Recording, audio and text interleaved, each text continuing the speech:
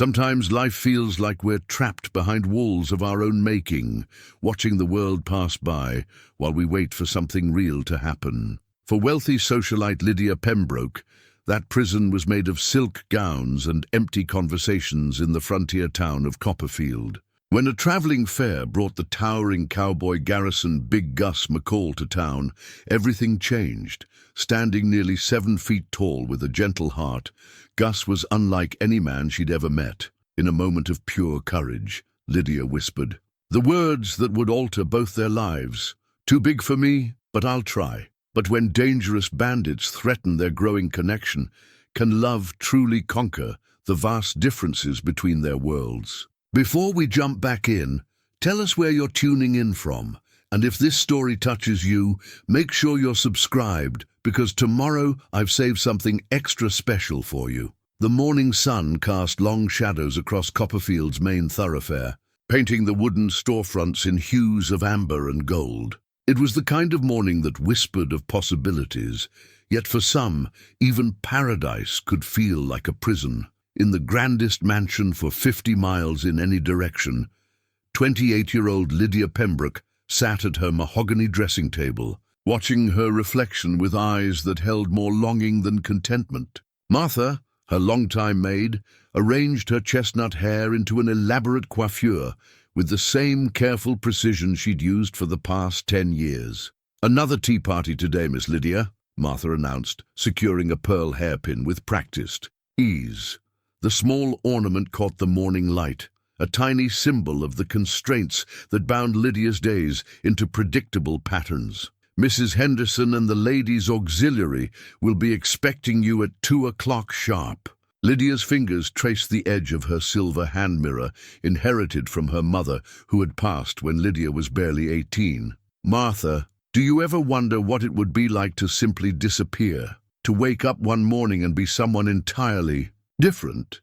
The older woman's weathered hands paused in their work. She'd raised Lydia from a girl into a woman, and she recognized the restlessness that had been growing stronger each passing month. "Now, Miss Lydia, what's brought on such talk? You have everything a woman could want. A beautiful home, fine clothes, respect in the community. Everything except a choice," Lydia murmured, rising from her chair to walk to the tall windows that overlooked the town square. Below, merchants were setting up their stalls for the weekly market. She watched a young woman haggling spiritedly with the butcher, her sleeves rolled up and mud on her boots, completely absorbed in the simple task of providing for her family. "Look at her, Martha.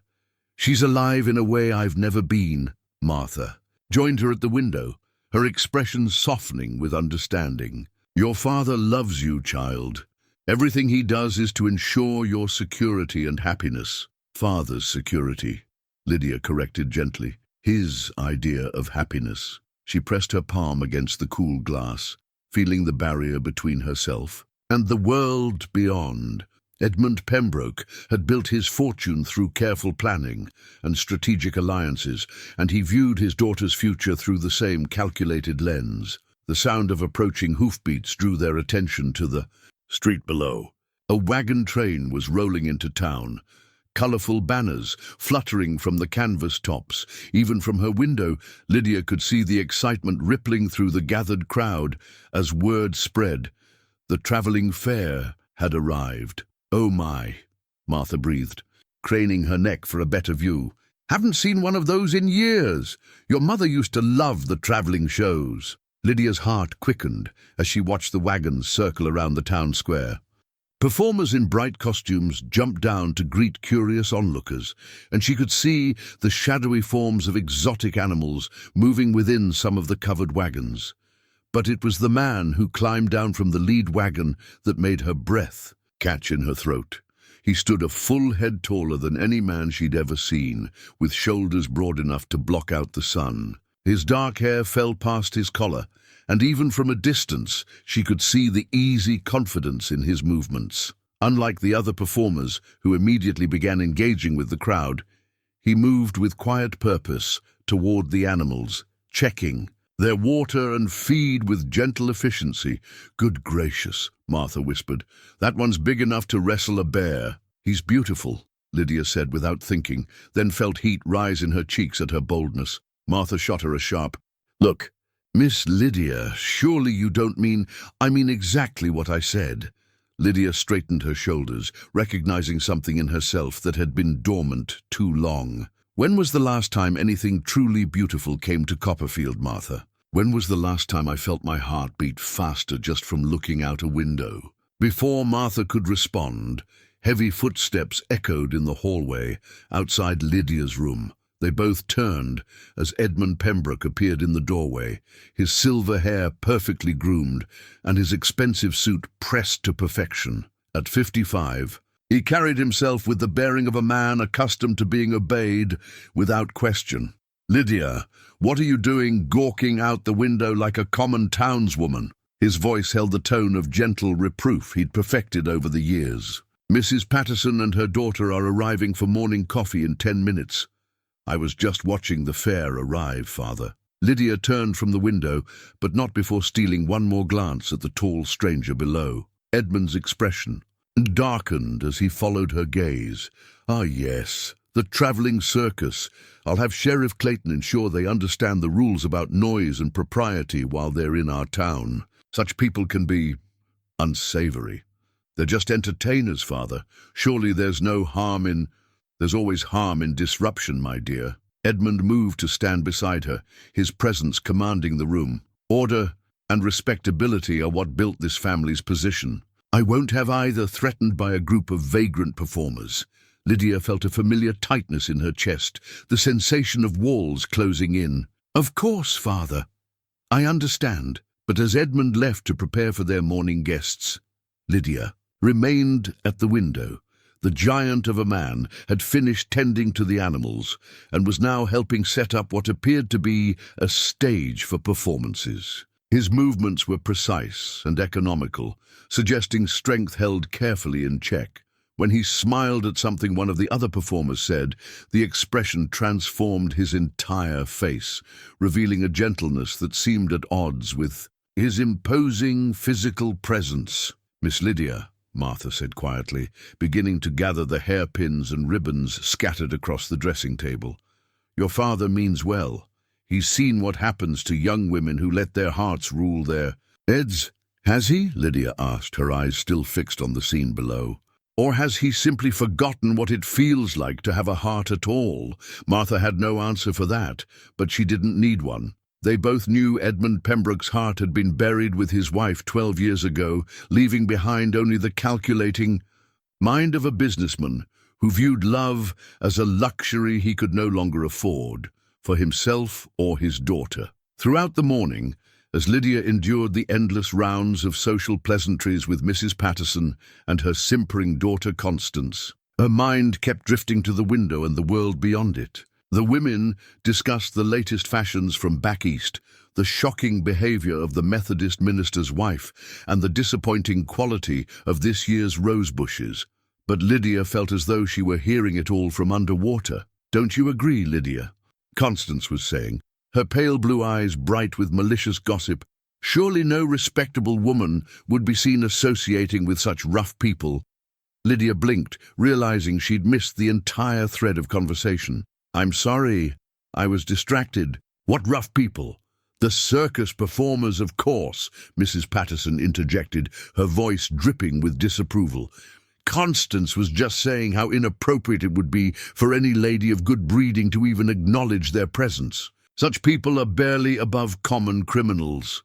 The words hit Lydia like a physical blow, though she couldn't quite understand why. She'd never met any of the performers, had only glimpsed them from her window, yet she found herself bristling at the casual dismissal of their humanity.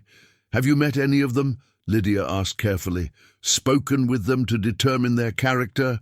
The two women exchanged shocked glances. "Good heavens, no!" Mrs. Patterson gasped. "Whatever would be the point? Their very profession tells us everything we need to know about their moral character." "Does it?" Lydia set down her delicate china teacup with perhaps more force than necessary. "I was under the impression that character was determined by one's actions and choices, not by one's occupation." Constance tittered nervously. "Oh, Lydia, You're being contrary again. Everyone knows that decent people don't live like nomads, traveling from town to town with no roots or responsibilities. Perhaps, Lydia said slowly, they simply have different responsibilities. Perhaps their roots lie in bringing joy and wonder to places that have forgotten how to dream. The uncomfortable silence that followed was broken by Martha's arrival, with fresh tea and small cakes. As she served, Lydia caught the older woman's eye and saw something there. Approval, perhaps, or simply recognition that the girl she'd raised was finally beginning to find her voice. The afternoon dragged on with mind-numbing predictability. After the morning visitors left, there was correspondence to attend to, household accounts to review, and preparations for the evening's dinner party to oversee. Through it all, Lydia moved like a sleepwalker, going through the motions of her carefully orchestrated life, while her spirit yearned for something she couldn't even name. It wasn't until the sun began to set, painting the sky in shades of rose and purple, that she heard it, the distant sound of music and laughter drifting up from the town square. The fair was beginning its evening performance, and the entire town seemed to be gathered to watch. From her bedroom window, Lydia could see the crowds assembled around makeshift stages and performance areas. Lanterns had been strung between the wagons, creating pools of warm light that made the whole scene look like something from a fairy tale. She could make out figures dancing and juggling, hear the delighted squeals of children and the appreciative applause of adults. And there, in the center of it all, was the tall man she'd noticed that morning. He was demonstrating feats of strength, lifting impossibly heavy objects, bending iron bars, tossing grown men into the air as easily as a child might toss a ball. But even from her distant vantage point, Lydia could see that his performance was gentle theater rather than aggressive display. He encouraged audience participation, helped nervous volunteers feel comfortable, and seemed to take genuine pleasure in the amazement and joy of the crowd. "Miss Lydia?" Martha appeared in the doorway carrying a dinner tray. "Your father asked me to bring this up. He's entertaining business associates downstairs and didn't want you disturbed." Lydia accepted the dismissal without complaint. It wasn't unusual for Edmund to handle his business dealings without her presence. But as she picked at her solitary dinner, the sounds of celebration from below seemed to mock the silence of her elegant prison. "Martha," she said suddenly, "what was my mother like? I mean, what was she really like? Not just the proper memories father prefers me to have." Martha set down the silver water pitcher she'd been arranging and considered the question carefully. "She was spirited," she finally said, "full of life and curiosity. Your father used to say she could light up a room just by walking into it. Did she ever feel trapped, confined by expectations? Every woman of her position felt that way, I suspect. But your mother had a gift for finding joy in small rebellions. A walk in the rain without a parasol, an afternoon spent reading novels. Instead of attending social calls, a spontaneous decision to redecorate a room simply because the old arrangement bored her." Lydia smiled at the image. "Small rebellions. Sometimes the smallest acts of defiance can change everything," Martha said gently. "Your mother taught me that." As the night deepened and the sounds from the fair gradually quieted, Lydia lay in her bed, staring at the ceiling. The pearl hairpin that had adorned her hair that morning lay on her nightstand, catching occasional glimmers of moonlight. Such a small thing, yet it represented everything that felt suffocating about her existence. Beauty without purpose, constraint disguised as refinement, a life lived entirely for the approval of others. Tomorrow there would be another day of endless social obligations, another step closer to the future her father had planned for her. But tonight, for the first time in years, Lydia fell asleep with her heart beating just a little faster, her dreams filled with music and laughter and the image of gentle eyes in a kind face. She had no way of knowing that 20 yards below her window, a man who called himself Gus was looking up at the Pembroke mansion and wondering about the lonely figure he'd glimpsed in the upstairs window. A woman who seemed as trapped behind her glass as the exotic birds he sometimes saw in wealthy men's cages, beautiful and sad and yearning for the freedom to spread her wings. 3 days after the fair's arrival, Lydia's world crumbled with the delicacy of an eggshell. She was reading in the morning parlor when her father entered, carrying an ornate cream-colored envelope that seemed to gleam with self-importance. "Lydia, my dear, I have wonderful news." Edmund's voice carried the satisfied tone of a man who had just closed a profitable business deal. "Mr. Whitmore has formally requested your hand in marriage, and I have accepted on your behalf." The book slipped from Lydia's fingers, landing with a soft thud on the Persian carpet. "Marriage? Father, I've barely spoken to Theodore Whitmore more than a dozen times in my life. Nevertheless, he is an excellent match. His father owns the largest bank between here and Denver, and Theodore himself has shown remarkable business acumen." Edmund moved to the sideboard and poured himself a generous measure of brandy despite the early hour. "The engagement will be announced tonight at dinner. Mrs. Whitmore is already planning the reception." Lydia felt as though the walls of the room were closing in around her. "Tonight? But father, surely this is a decision that requires more consideration." "What? Consideration?" Edmund turned to face her, his expression genuinely puzzled. "You're 28 years old, Lydia. Most women your age have been married for a decade. Theodore is wealthy, respectable, and willing to overlook your advanced age. This is far better than you could have hoped for." The casual cruelty of his words hit her like a physical blow. "My advanced age. Don't be coy, dear. You know as well as I do that your marriageable years are rapidly passing. Theodore Whitmore represents security, stability, and social position. What more could you possibly want?" "Love," Lydia thought desperately. "Passion. A choice in my own destiny." But she knew better than to voice such romantic notions to her practical father. Instead, she picked up the fallen book, a collection of poetry that her mother had treasured, and held it against her chest like a shield. "I need time to prepare myself for such momentous news," she said carefully. "Of course. Martha will help. You select an appropriate gown for the announcement. Something modest but elegant. We want to present you as a proper wife, not some frivolous girl." Edmund finished his brandy and set the glass down with finality. "The Whitmores will arrive at 7. I expect you to receive Theodore's proposal with appropriate gratitude and grace." After he left, Lydia sat in the sudden silence, staring at the formal invitation that had dropped from her father's pocket during his departure.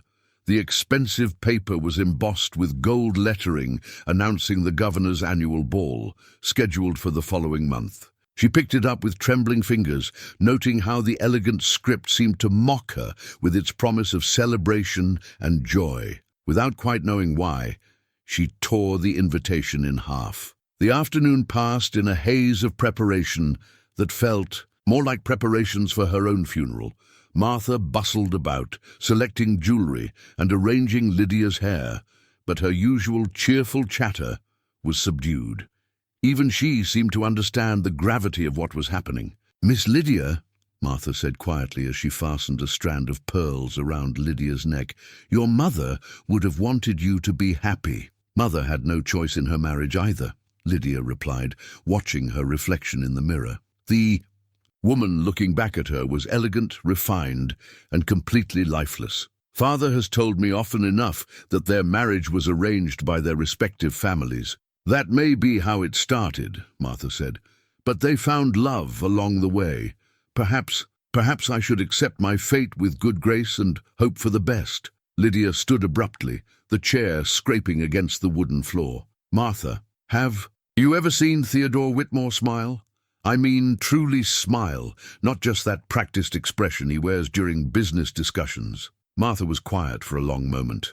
"I can't say that I have. Neither have I. In fact, I don't believe I've ever seen him show genuine emotion of any kind. He speaks of interest rates and property values with more passion than most men reserve for their beloveds." The sound of arriving carriages drifted up from the courtyard below. Lydia moved to her window, her familiar refuge, and watched as the Whitmore family emerged in all their well-dressed prosperity. Theodore stepped down from the lead carriage, adjusting his perfectly tailored coat and checking his pocket watch, with the precision of a man who viewed punctuality as a moral virtue. He was handsome enough, in a conventional way. Tall, though, not unusually so, with carefully groomed brown hair and the soft hands of a man who had never done physical labor. His clothes were expensive and his posture correct, but there was something about him that made Lydia's skin crawl. A coldness behind his polite smile, a calculating quality in his pale blue eyes. As if sensing her observation, Theodore looked up at her window. When he saw her, he raised his hand in a gesture that was more acknowledgement than greeting, his expression never changing from its practiced pleasantness. Even from a distance, Lydia could see the satisfaction in his bearing, the look of a man who had just acquired a valuable piece of property. The dinner proceeded with all the ceremony Edmund had intended. The Pembroke's finest china gleamed on the mahogany table, and the crystal glasses caught the light from the chandelier like captured stars. Mrs. Whitmore, a formidable woman with steel-grey hair and sharp features, regaled the table with detailed plans for the wedding that apparently everyone had agreed upon, except the bride herself. "Of course we'll want the ceremony in the new church," she was saying, gesturing with her fork for emphasis. "The Methodist chapel is quite adequate for everyday worship, but for a wedding of this social significance, we need proper grandeur." "Naturally," Edmund agreed, refilling her wineglass. "Nothing but the best for our Lydia." Theodore had said little during the meal, content to nod at appropriate intervals and study Lydia with the same attention he might give to a ledger book. When the main course was cleared away and the dessert served, he finally spoke directly. To her, "Miss Pembroke, I trust you understand the advantages this union will bring to both our families." Lydia looked up from the untouched slice of cake on her plate. "I understand that you and my father have found the arrangement financially beneficial." A slight frown creased Theodore's brow. "Financial stability is the foundation of any successful marriage. Surely you appreciate the security such an arrangement provides." "Security," Lydia repeated slowly. "Yes, I suppose that's what every woman dreams of, to be someone's investment portfolio." The silence that followed was deafening.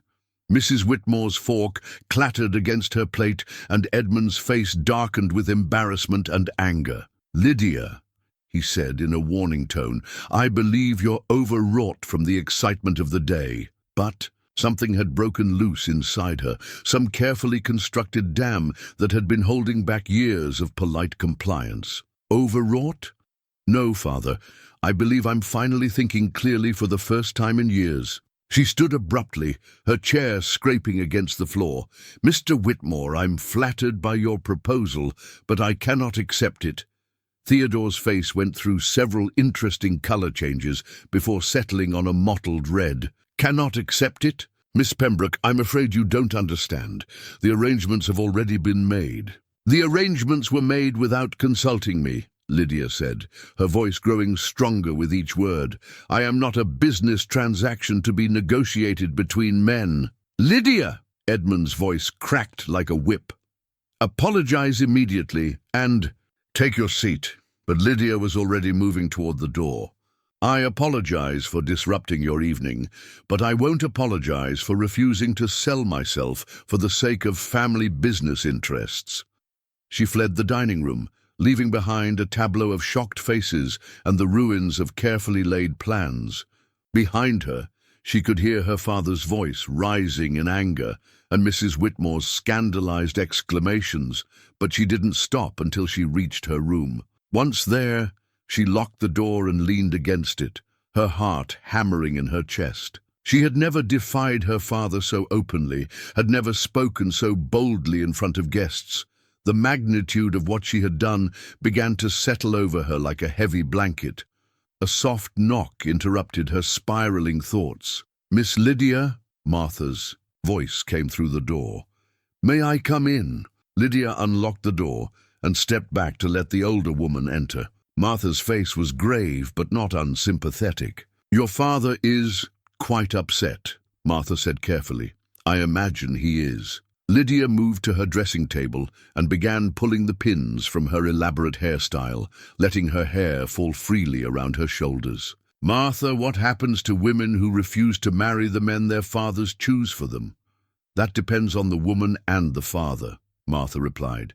Some find other suitors, some reconcile with their family's choices, and some find their own way in the world, whatever the cost. Lydia met Martha's eyes in the mirror. The cost: social exile, financial hardship, a life lived outside the protection of family and society. Martha's voice was gentle but honest. It's not an easy path, Miss Lydia. Neither is marriage to a man who views me as a business acquisition. Martha was quiet for a moment, then moved to stand behind Lydia's chair. Your mother once told me that she'd rather live one day as herself than a lifetime as someone else's idea of who she should be. Did she have the courage to follow that advice? She had you, Martha said simply. That was her rebellion and her joy.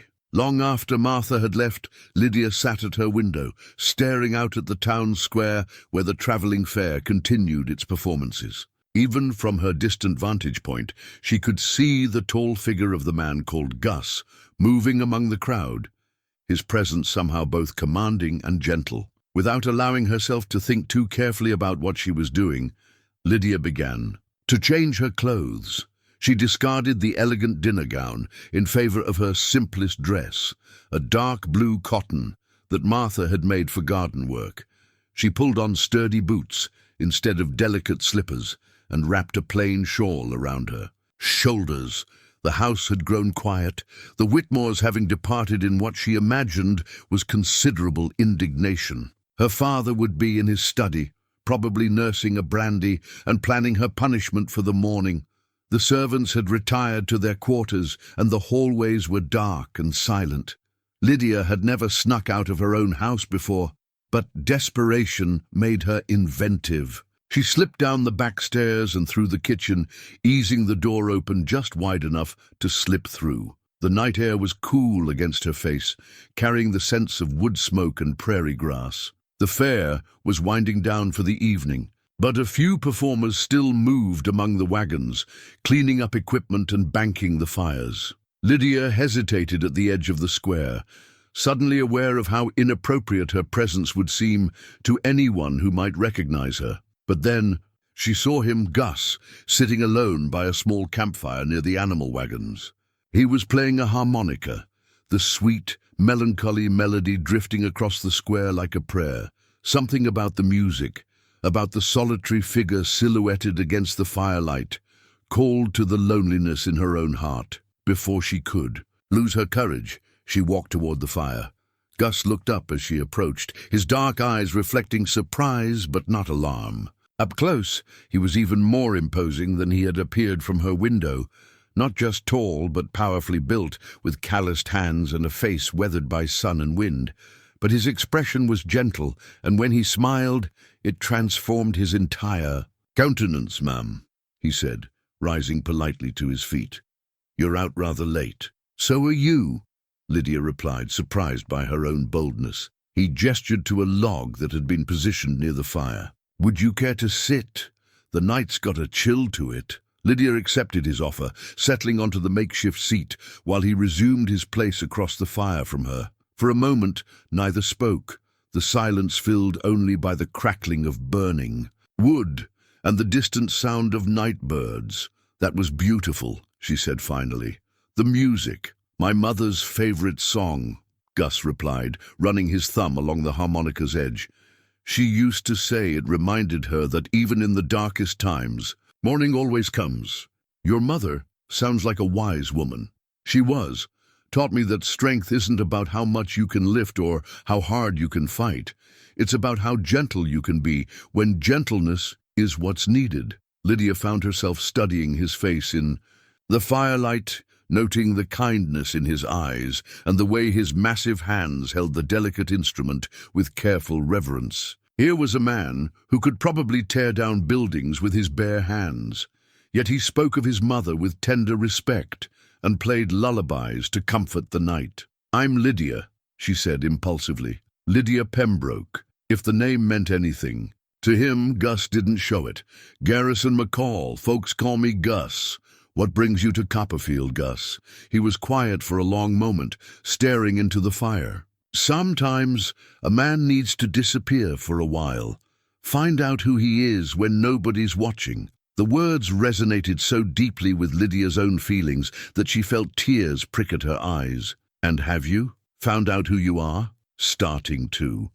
He looked up at her then, and she felt something pass between them, a recognition, perhaps, of two souls who understood what it meant to feel lost in their own lives. Tonight, Lydia said quietly, I refuse to marry a man my father chose for me. Gus nodded as if this were the most natural thing in the world.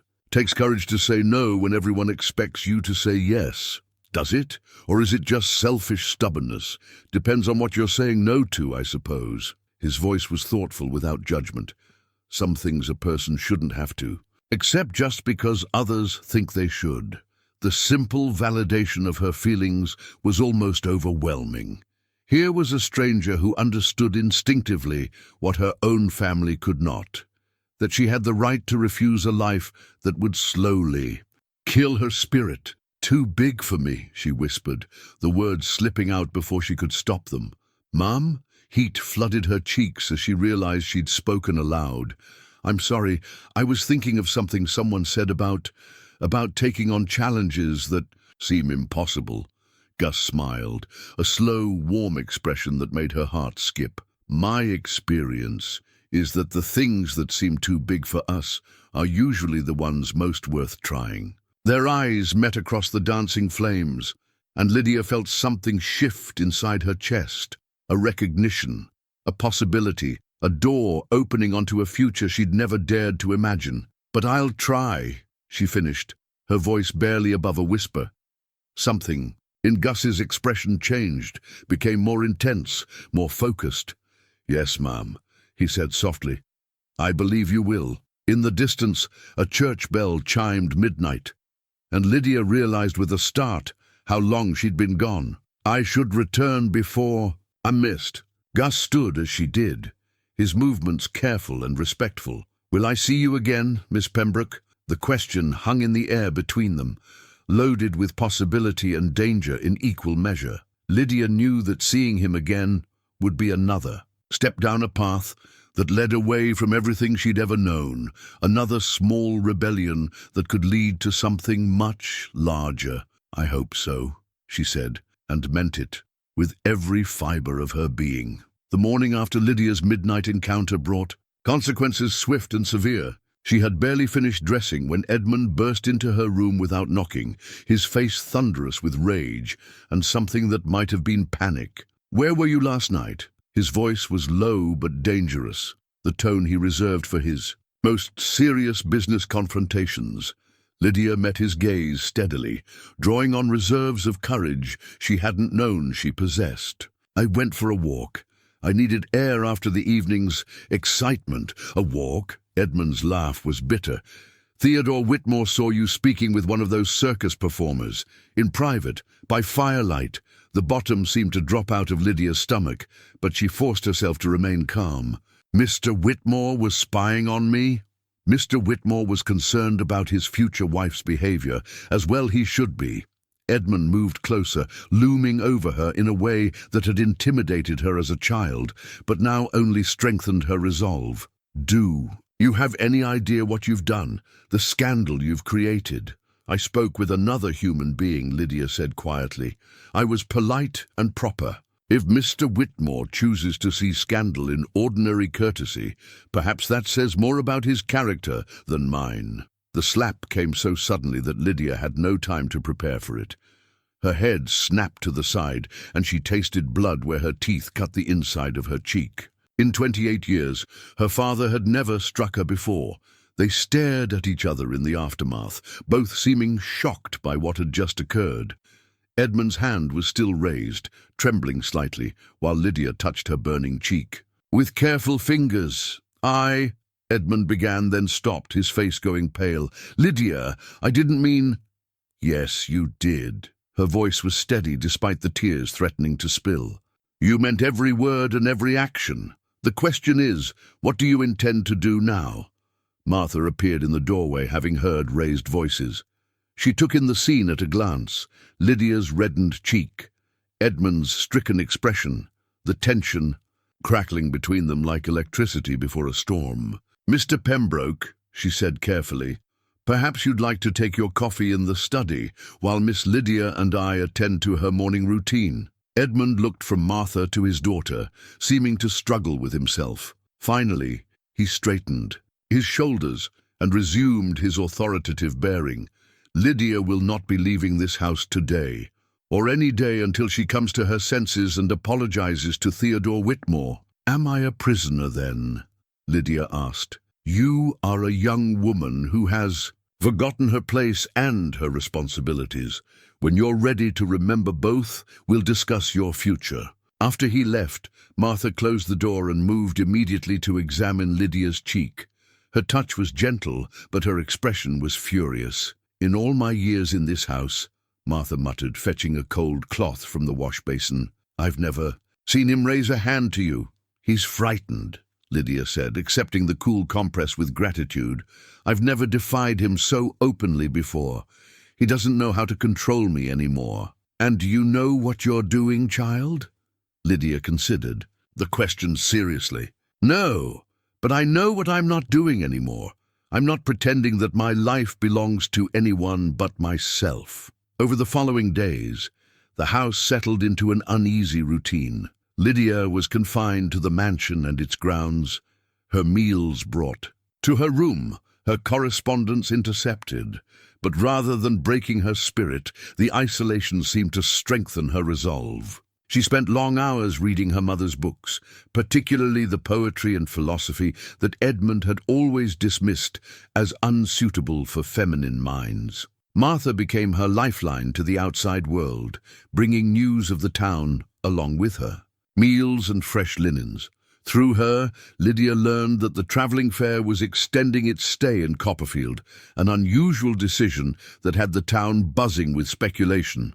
"Some say they're waiting for better weather to move on," Martha reported on the third day of Lydia's confinement. "Others think they're having too much success here to leave."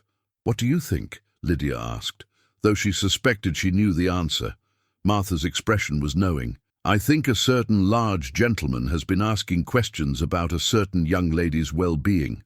Very discreetly, mind you, but word gets around." Lydia's heart leaped at this news, though she tried to hide her reaction. "What sort of questions? Whether she's well, whether she's been seen around town, whether her family might be distressing her in any way."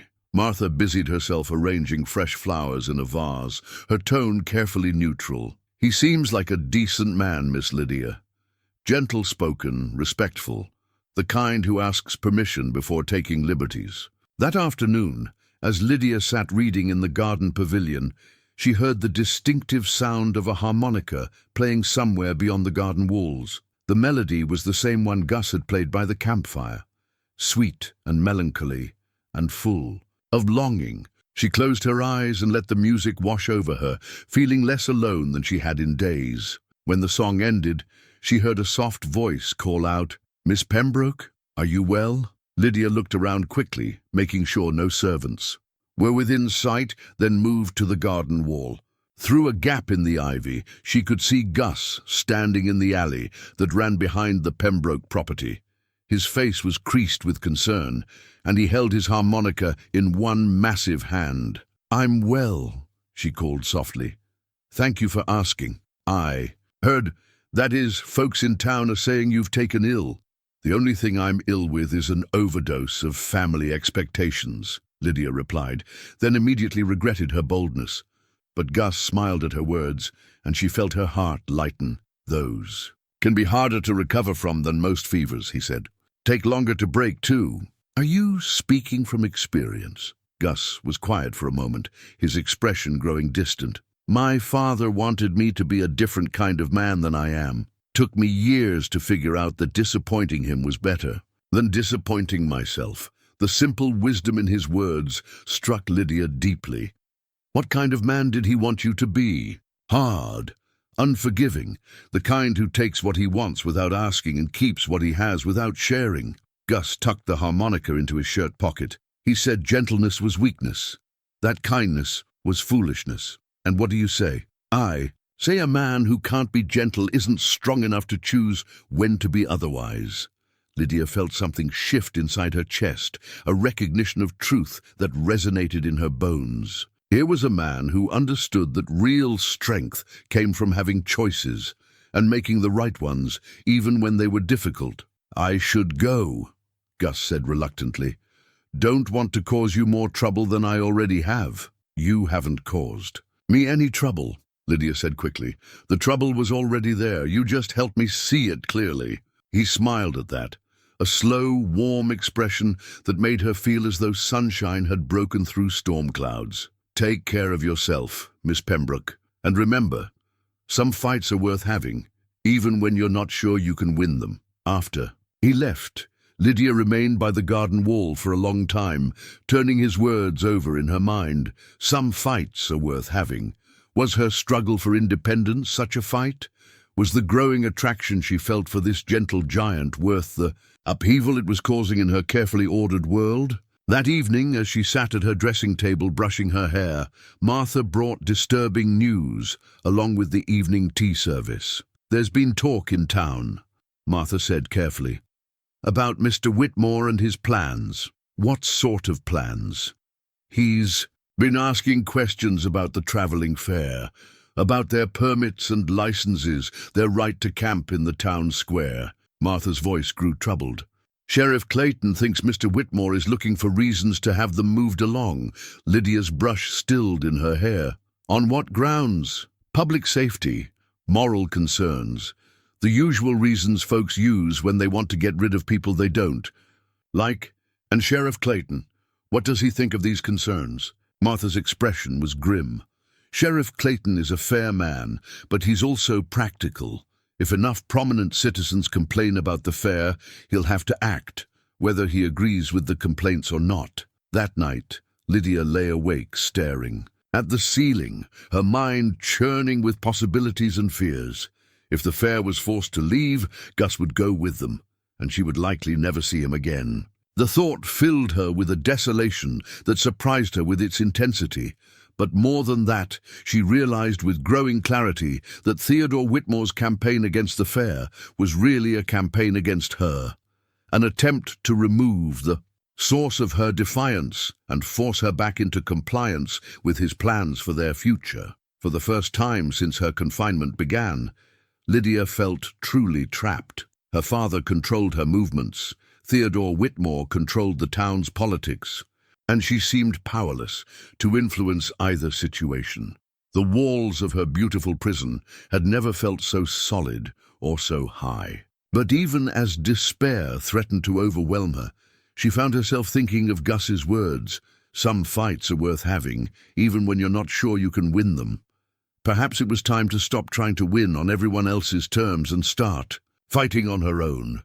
The next morning brought an unexpected visitor. Lydia was reading in the morning parlor when Martha announced that Dr. Henderson was requesting an audience. The elderly physician had delivered Lydia and had been a family friend for as long as she could remember. "Lydia, my dear," Dr. Henderson said, settling his portly frame into the chair across from her, "I understand you've been feeling poorly." "Have I?" Lydia set down her book and regarded him with curiosity. "Who told you that?" "Your father, of course. He's quite concerned about your health, both physical and otherwise." The doctor's kind eyes were troubled. "He's asked me to examine you and determine if your recent behavior might be the result of some form of feminine hysteria." The words hit Lydia like ice water. She had heard of such diagnoses, knew how they were used to control women whose behavior was deemed inappropriate by their families. Once a doctor declared a woman hysterical, her family could have her committed to an asylum for treatment, effectively removing her from society until she was deemed cured of her independence. "I see," she said carefully.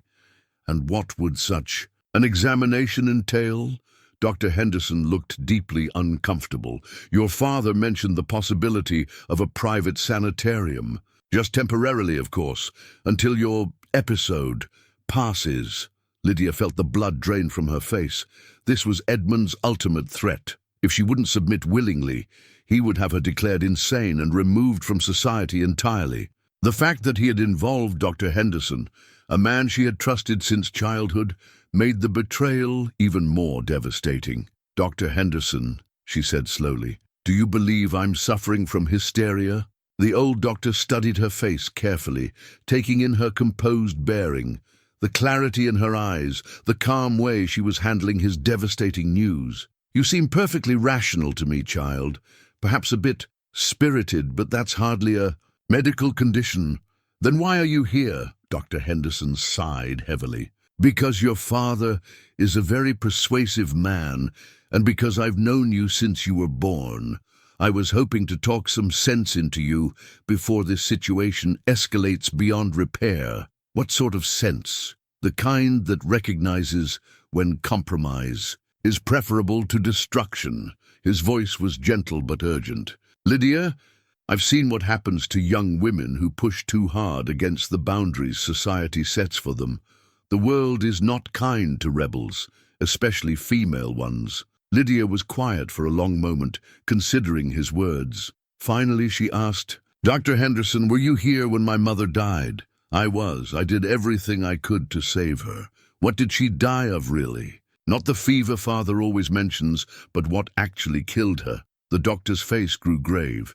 Your mother died of a broken heart, child. She loved your father, but she never recovered from losing herself in that love. She spent her last month speaking of dreams she'd never pursued, places she'd never seen, things she'd never had the courage to attempt. And you think I should learn from her example? I think you should learn that sometimes the price of rebellion is higher than the cost of acceptance. After Dr. Henderson left, Lydia sat in the gathering dusk, his words echoing in her mind. She thought of her mother dying young and full of regrets, and of herself, faced with the choice between a living death and an uncertain freedom. Outside her window, the sounds of the fair continued, music and laughter, and the simple joy of people, living their lives on their own terms. Somewhere among those sounds was Gus, probably wondering why she hadn't appeared at the garden wall for their daily conversation. As darkness fell, Lydia made her decision. If her father was planning to have her declared insane, she had very little time left to act. Tomorrow, she would either find a way to escape her golden cage, or she would lose the chance forever. But tonight, she would plan and hope. And remember that even when the odds seemed impossible, some fights were still worth having. Lydia's escape plan began with her mother's hidden journal, discovered behind a loose floorboard in the morning parlor. The leather-bound book had remained, concealed for 12 years, filled with her mother's private thoughts and dreams, evidence of a woman far more complex and passionate than the St. Edmund had created in his memories. How does one live authentically in a world that demands performance? Her mother had written. I find myself playing the role of Edmund's wife, society's lady, but never simply being Eleanor, the woman who dreams of riding bareback across open plains and dancing barefoot under starlight. The entries revealed a woman trapped by the same expectations that now bound Lydia, but one who had found small ways to rebel. Eleanor had secretly donated money to women's suffrage organizations, had corresponded with writers and activists, and had even, in her final years, been planning to establish a school where girls could learn practical skills alongside traditional subjects. If I cannot be free, one entry read, perhaps I can plant seeds of freedom for the daughters who come after me. Lydia clutched the journal to her chest, feeling her mother's presence more strongly than she had since childhood. Here was proof that she came from a line of women who questioned, who dreamed, who refused to accept that their only value lay in silent compliance. Martha found her there an hour later, tears streaming down her face as she read page after page of her mother's secret thoughts. I wondered when you'd find that, Martha said softly, settling beside Lydia on the floor. Your mother made me promise to hide it where you'd discover it when you needed it most. She knew I'd need it. She knew you were her daughter, strong-willed, intelligent, too curious for your own good. Martha smoothed Lydia's hair with gentle fingers. She also knew your father would try to shape you into his image of the perfect woman, just as he tried with her. Why didn't she fight back more openly? Because she was fighting the only way she knew how, by preparing you to fight better. Martha's voice grew firm. Every book she read to you, every question she encouraged you to ask, every time she told you to think for yourself, that was her rebellion. That afternoon, Lydia began putting her mother's lessons into practice. Using the journal as inspiration, she started documenting her own thoughts and plans, but more importantly, she began reaching out to allies. Her first overture was to Doc Henderson, who returned the following day ostensibly to check on her health, but actually to give her a warning.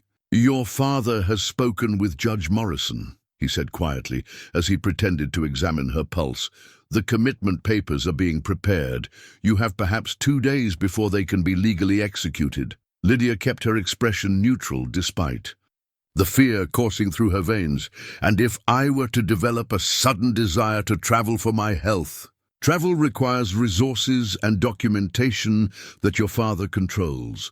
Doc Henderson's voice was barely above a whisper.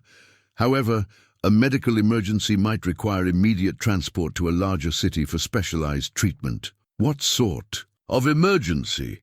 The kind that would require the assistance of someone large and strong enough to carry an unconscious patient to a waiting wagon. His eyes twinkled with the hint of conspiracy.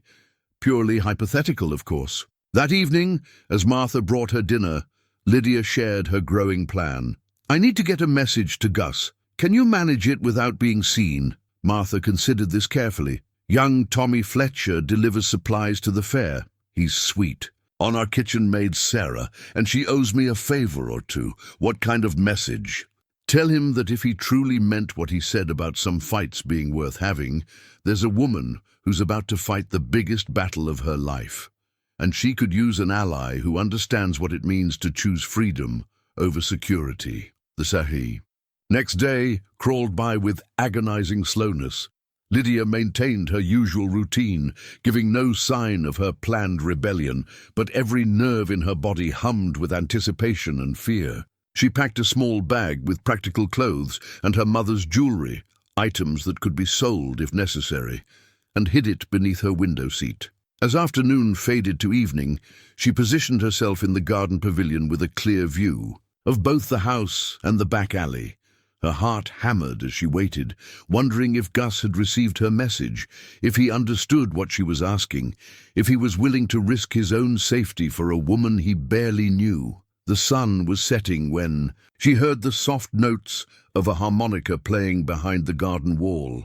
But this time the melody was different, not the melancholy song of their previous encounters, but something bright and hopeful, almost like a call to adventure. Miss Pembroke, his voice was soft but urgent. Are you ready to be too big for your britches? Despite her fear, Lydia smiled at his gentle teasing of her midnight confession. I'm ready to try. Then listen carefully. In 1 hour, Doc Henderson is going to arrive here claiming you've sent for him because of sudden chest pains. When he examines you, you're going to faint, convincingly. He'll declare that you need immediate transport to the hospital in Denver for heart troubles. And then I'll be waiting with a wagon to carry you to what everyone will assume is medical treatment. By the time anyone realizes you're not at the hospital, we'll be too far away to catch. Lydia's pulse quickened with a mixture of terror and exhilaration. Gus, if we're caught, you could be arrested, charged with kidnapping. Could be, he agreed, but some things are worth the risk. Why? The question burst out of her before she could stop it. Why would you risk so much for someone you've only just met? There was a long pause before he answered. Because I've been where you are, trapped by other people's expectations, dying a little more each day. Someone helped me find my way out. Maybe it's time I returned the favor. Who helped you? A woman who saw past what everyone else expected me to be and helped me see it too. She taught me that running away isn't always cowardice. Sometimes it's the bravest thing you can do. As the appointed hour approached, Lydia made her final preparations. She changed into her simplest traveling dress and sturdy boots, pinned her hair back severely, and tucked her mother's journal inside her bodice along with the small bag of jewelry. In her reticule, she placed the torn invitation to the governor's ball, not as a keepsake, but as a reminder of the life she was leaving behind. The sound of approaching hoofbeats announced Doc Henderson's arrival right on schedule. Lydia took a deep breath, steadying herself for the performance of her lifetime. "Martha!" she called out, in a voice carefully pitched to carry through the house. "Martha, help me! I can't breathe!" The next few minutes passed in a blur of perfectly orchestrated chaos. Martha rushed to her aid. Edmund was summoned from his study, and Doc Henderson arrived with his medical bag and a convincingly worried expression. When he pressed his stethoscope to her chest, Lydia allowed her eyes to roll back and her body to go limp, trusting Martha to catch her fall. "Her heart is racing irregularly," Doc Henderson announced gravely. "This could be the onset of the same condition that claimed her mother. She needs immediate transport to Denver for treatment." "Denver?" Edmund's voice was sharp with suspicion. "Surely you can treat her here." "Mr. Pembroke, your wife died of heart failure despite my best efforts. Would you have me risk your daughter's life on treatments that have already proven inadequate?" The invocation of Eleanor's death was masterful, striking at Edmund's deepest fear and greatest guilt. After a moment's hesitation, he nodded grimly. "What do you need?" "A strong man to carry her to my wagon. The exertion could kill her in this condition." As if summoned by the words, Gus appeared at the front door, hat in hand and expression respectfully concerned. "Doc Henderson. Heard there was someone needed transport to Denver. My wagon's the sturdiest for rough roads." Lydia fought to keep her breathing shallow and her muscles relaxed as Gus lifted her with careful gentleness. Even in her feigned unconsciousness, she was aware of his strength, the steady rhythm of his heartbeat, the clean scent of soap and leather that clung to his clothes. "Handle her carefully," Edmund instructed, his voice tight with worry that surprised Lydia with its genuine emotion. "She's all I have left." "I'll guard her with my life," Gus promised, and Lydia heard the weight of truth in his words. The wagon ride through town seemed to last forever. Lydia maintained her unconscious act while listening to the sounds around her. Doc Henderson's voice giving medical instructions to Gus, the rumble of wheels on cobblestones, the gradual fading of familiar sounds as they left Copperfield behind. Only when they were well outside the town limits did Doc Henderson give the all-clear. "You can stop pretending now, my dear. We're far enough away that no one from town will see us." Lydia opened her eyes to find herself lying in the back of a well-appointed wagon, her head pillowed on a folded blanket. Above her, the first stars were beginning to appear in the darkening sky, and for the first time in her life, she was seeing them from beyond the boundaries of her father's property. "How do you feel?" Gus asked, his voice warm with concern and something that might have been admiration. "Terrified," Lydia admitted, sitting up carefully. "Exhilarated, guilty, free." She looked at the two men who had risked everything to help her. "How can I ever thank you?" "By living the life you choose," Doc Henderson said simply. "Your mother would be proud." As they traveled through the night, Gus told her about his own escape from expectations. He had been raised to take over his father's ranch, to be hard and unyielding, to value property over people. But when he witnessed his father's cruelty to workers and animals, he had walked away from his inheritance to find a different kind of life. "The traveling fair found me when I was at my lowest," he explained, his hands steady on the reins. "Taught me that strength without kindness is just brutality, and that a man's worth isn't measured by what he owns, but by how he treats those who can't defend themselves." "Is that why you helped me? Because I couldn't defend myself?" Gus glanced back at her, his expression serious. "No, Mum.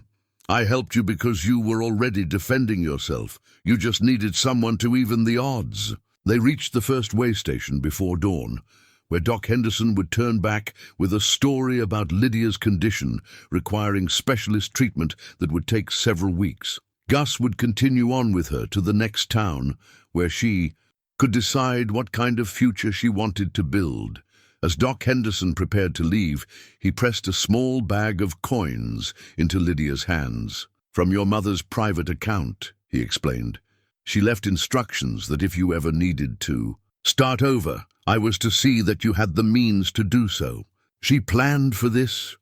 She planned for you to have choices, whatever form they might take." After Doc Henderson departed, Lydia found herself alone with Gus for the first time since their midnight conversation by the campfire. The situation should have been scandalous, improper, dangerous to her reputation. Instead, she felt safer and more hopeful than she had in years. "What happens now?" she asked as they resumed their journey. "Now you decide who you want to be when nobody's watching," Gus replied. "The hardest and most important decision you'll ever make."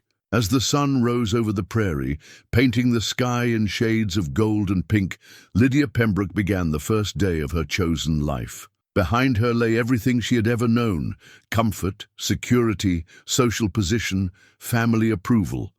Ahead lay uncertainty, challenge, and the terrifying freedom to succeed or fail on her own terms. She thought of her mother's journal, still pressed against her heart, and of the dreams Eleanor had never had the courage to pursue. Those dreams would not die with the previous generation. Lydia would carry them forward, along with her own, into whatever future she was brave enough to create. For the first time in her 28 years, she was not too big for the life she was living. She was exactly the right size for the adventure that lay ahead. 2 days after her escape, Lydia discovered the first terrible truth about freedom. It came with a price that could destroy everything she held dear. She was helping Gus tend to the horses at their camp outside the small town of Millfield when a rider approached at full gallop, dust streaming behind him like a banner of urgency. The man who dismounted was young Tommy Fletcher, the same boy who had carried messages between Lydia and the fair. His face was pale with exhaustion and fear as he stumbled toward them. "Miss Lydia, thank God I found you." He gulped air between words, his chest heaving from the hard ride. "You have to come back. Your father, he's dying." The world seemed to tilt sideways. Lydia gripped Gus's arm to steady herself, her mind reeling with shock and disbelief. "Dying? What do you mean, dying?" "Heart attack," Tommy gasped. "Happened the morning after you left. Doc Henderson says it's bad, real bad. He's been calling for you, asking Martha to bring you home." Lydia felt the blood drain from her face. "When did this happen?" "Yesterday morning. I've been riding since dawn to find you." Tommy's young face was creased with worry. "Miss Lydia, he may not last much longer." Gus's hand covered hers where it gripped his arm, warm and steadying. "Tommy, are you certain about this, about the severity of his condition?" "Doc Henderson sent me himself. Said to tell Miss Lydia that if she wants to see her father alive, she needs to come now." The weight of the decision crashed over Lydia like a physical blow. If she returned, she would be walking back into the very prison she had just escaped. Edmund would never let her leave again, especially if he recovered. But if she didn't return, and her father died, believing she had abandoned him in his final hours, she would carry that guilt for the rest of her life. "It could be a trap," Gus said quietly, voicing the fear that was already forming in her mind. "A way to force you back home." Tommy's face flushed with indignation. "Mr. Gus, I swear on my mother's grave, Mr. Pembroke is truly ill. I saw him myself, grey as ash and barely breathing. This ain't no trick." Lydia closed her eyes, feeling the walls of her old life reaching out to reclaim her. But beneath the fear and uncertainty, she felt something else. Love for the man who had raised her, flawed and controlling though he might be. Whatever their differences, Edmund was still her father, and she could not let him die alone. "I have to go back," she said quietly. "Lydia," Gus began. "I have to." She opened her eyes and met his gaze, seeing her own anguish reflected there. If there's even a chance he's truly dying, I can't live with myself if I don't try to reconcile with him before it's too late." Gus studied her face for a long moment, then nodded slowly. "Then we go back together." "No." The word came out sharper than she intended. "Gus, if I return to Copperfield, they'll arrest you for kidnapping. My father may be dying, but Theodore Whitmore is very much alive, and he'll use this opportunity to eliminate what he sees as the source of my rebellion. You think I'd let you face this alone? I think you'd be a fool to throw your life away for a cause that may already be lost." Lydia reached up to touch his face, memorizing the feel of his skin beneath her fingers. "If I go back and my father recovers, I may never be able to leave again. You have to understand that." "Then don't go back." The simple words hung in the air between them, a temptation and a torment. For a moment, Lydia allowed herself to imagine it continuing their journey, building a new life somewhere far from Copperfield, never looking back. But even as the fantasy formed, she knew she couldn't live with the choice. "I have to try to make peace with him," she said, "if not for his sake, then for my own. I can't start a new life carrying the weight of unfinished business with the old one." Gus was quiet for a long time, his dark eyes reflecting a battle between understanding and frustration. Finally, he sighed and pulled her into his arms, holding her close against his chest. "Then I'll wait," he said into her hair. "However long it takes, wherever you need me to be, I'll wait for you." "You can't promise that. You don't know what you'll be waiting for, or even if there will be anything left to wait for." "I know what I feel when I look at you," Gus replied, his voice steady and sure. "And I know that doesn't change just because circumstances get complicated." They made their plans quickly. Tommy would escort Lydia back to Copperfield, while Gus would take the fare to the next town and wait for word. If Edmund recovered, and Lydia found herself trapped again, Gus would know not to risk returning for her. If Edmund died, and she was free to leave, she would send word through Doc Henderson. As they prepared to part, Gus pressed something into Lydia's hands, a small, worn leather pouch that clinked softly with the sound of coins. "What is this?" "My savings. Everything I've earned with the fair." His expression was serious, almost fierce. "Whatever happens in Copperfield, you'll have resources of your own. Choices. I can't take your money. It's not mine anymore. It's yours." He closed her fingers around the pouch. "Promise me, whatever your father says, whatever pressure he puts on you, you'll remember that you have choices. You're not dependent on his charity or Theodore Whitmore's proposal." Lydia felt tears burning behind her eyes. In 2 days, this man had shown her more respect and consideration than she had received in 28 years of her previous life. "Gus, promise me, Lydia." "I promise." The ride back to Copperfield was the longest journey of Lydia's life. With every mile that brought her closer to home, she felt the weight of her old existence settling back around her shoulders, like a familiar but unwelcome cloak. The freedom she had tasted for such a brief time began to feel like a dream, something she might have imagined rather than actually experienced. Tommy tried to make conversation during the first few hours, but eventually he fell silent, sensing her need for solitude. As they approached the outskirts of town, he finally spoke again. "Miss Lydia, I want you to know what you did, leaving like that. It got people thinking, talking about things they never talked about before." "What kind of things?" "About whether folks have the right to choose their own lives, even when their families disagree. About whether being born to wealth and position means giving up the right to make your own decisions." Tommy's young face was earnest as he continued. "My sister said it made her think about her own future different-like.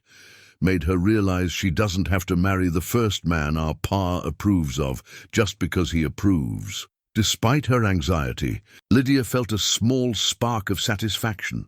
Perhaps her rebellion had accomplished something after all, even if it ended in failure. They reached Copperfield as the sun was setting, casting long shadows across the familiar streets. The town seemed smaller than Lydia remembered, more confining, as if her brief taste of the wider world had changed her perspective permanently. The Pembroke mansion loomed before them, its windows glowing with warm light that should have been welcoming, but instead felt like the eyes of a predator waiting to reclaim its prey. Martha must have been watching for them, because she appeared at the front door before they had even dismounted. "Miss Lydia," she breathed, relief evident in every line of her face. "Thank heaven you've come. How is he, Martha?" "Weak, very weak, but alive and asking for you." Martha's expression grew troubled as she lowered her voice. "Child, you need to know. Mr. Whitmore has been here every day since you left. He's convinced your father that your departure brought on the attack." Lydia felt her heart sink. If Theodore had already poisoned Edmund against her, any chance of reconciliation might be lost before it began. "Where is Mr. Whitmore now?" "Gone home for the evening, but he'll be back first thing in the morning." "Miss Lydia?" Martha hesitated, then forged ahead. "He's been talking about having you declared mentally incompetent. Says your recent behavior proves you're not capable of making rational decisions." The words hit Lydia like a physical blow. She had known Theodore was vindictive, but she hadn't realized how far he was willing to go to ensure her compliance. "And my father? What does he say to this?" "Your father says very little about anything these days. The attack left him weak and confused. Sometimes he knows where he is, sometimes he seems lost in memories of your mother." As they entered the house, Lydia was struck by how much smaller and darker everything seemed. The hallways that had once felt grand now seemed narrow and oppressive, the elegant furnishings like props in a play she no longer wanted to perform in. Edmund's bedroom was on the second floor, and as they climbed the stairs, Lydia could hear the labored sound of his breathing even through the closed door. Martha knocked softly, then opened the door to reveal a scene that made Lydia's heart clench with grief and shock. The man lying in the massive four-poster bed bore little resemblance to the commanding figure who had ruled her life for 28 years. Edmund Pembroke looked ancient, his face gaunt and grey, his silver hair disheveled against the white pillows. His eyes, when they focused on her, were clouded with pain and something that might have been regret. "Lydia?" His voice was barely a whisper. "Is it really you?" "Yes, Father, I'm here." She moved to his bedside, taking his hand in hers. His skin felt papery and cold, the hand of a man who was already more spirit than flesh. I was afraid you wouldn't come." Tears leaked from the corners of his eyes, surprising her with their genuine emotion. "I thought I had lost you forever." "I'm here now," she repeated, settling into the chair beside his bed. "Rest. We can talk when you're stronger." But Edmund struggled to sit up, his face contorting with effort and pain. "No, need to tell you," he paused, gasping for breath. "I was wrong, Lydia, about so many things." The admission hung in the air between them, heavy with years of unspoken truth. Lydia felt her own eyes fill with tears as she saw, perhaps for the first time, not the controlling patriarch, but the frightened man beneath, a man who had lost his wife and lived in terror of losing his daughter as well. "Father, please, save your strength." No strength left to save. His grip on her hand tightened with surprising force. "Listen to me. Your mother, she tried to tell me, tried to make me understand that love isn't about control, it's about letting go when you need to." "What are you saying?" "I'm saying I was afraid that if I let you choose your own path, you'd choose to leave me. So I tried to build walls to keep you safe, but all I did was build a prison." His voice grew stronger as he continued, as if the effort of confession was giving him energy. "When you left, when I realized you'd rather risk everything than stay in the cage I'd built, I understood what I'd done." Lydia felt something breaking open in her chest, a knot of anger and resentment that had been tied tight for years. "Father, I don't expect forgiveness, but I need you to know, whatever you choose, wherever you go, you have my blessing. Your happiness matters more than my peace of mind." Before Lydia could respond, the sound of heavy footsteps in the hallway announced another arrival. Theodore Whitmore appeared in the doorway, his face darkening when he saw Lydia at Edmund's bedside. "So, the prodigal daughter returns." His voice was cold, calculating. "I trust your little adventure taught you the folly of your rebellious nature." Edmund struggled to turn toward Theodore, his face flushing with effort and anger. "Get out, Edmund. You're not thinking clearly. The shock of recent events. Get out of my house." The force of Edmund's voice surprised everyone in the room, including himself. "And don't come back. The engagement is off." Theodore's face went through several interesting color changes. "You can't be serious. We have contracts, agreements. We have nothing." Edmund's voice was weak but determined. "My daughter will choose her own husband or choose not to marry at all. Either way, it won't be you." As Theodore stalked from the room, his parting words carried a clear threat. "This isn't over, Edmund. Your daughter's behavior has consequences, and I'll see that she faces them." After he left, father and daughter sat in silence, both shaken by the encounter and its implications. Finally, Edmund spoke again. "He'll cause trouble for you. For anyone who helps you." "I know. Then you also know you can't stay here, not if you want to be free to live your own life." Lydia felt tears spilling down her cheeks. "I don't want to leave you again, especially not when I'm dying." Edmund's smile was sad but peaceful. "Child, I've been dying since the day your mother passed. These past few days have just made it more obvious." "Don't say that. It's not a tragedy, Lydia. It's just the natural order of things. What would be a tragedy is if you sacrificed your future to ease my passing." They talked through the night, filling in years of missed conversations, sharing truths that had been too painful or too dangerous to speak before. Edmund told her about her mother's secret dreams, about the woman Eleanor had been before marriage, and motherhood had claimed her. Lydia told him about her own dreams, about the brief taste of freedom she had experienced, about the man who had shown her what it meant to be respected rather than controlled. As dawn approached, Edmund grew weaker, but his mind remained clear. "There's something else," he whispered. "In my desk, the bottom drawer, there's a ledger. Information about some business dealings that Theodore is involved in. Information that might be useful if he tries to cause trouble for you or your friend." "What kind of information?" "The kind that ruins men like Theodore Whitmore if it falls into the right hands." As the sun rose over Copperfield, Lydia sat beside her father's bed, holding his hand and feeling the weight of impossible choices settling around her once again.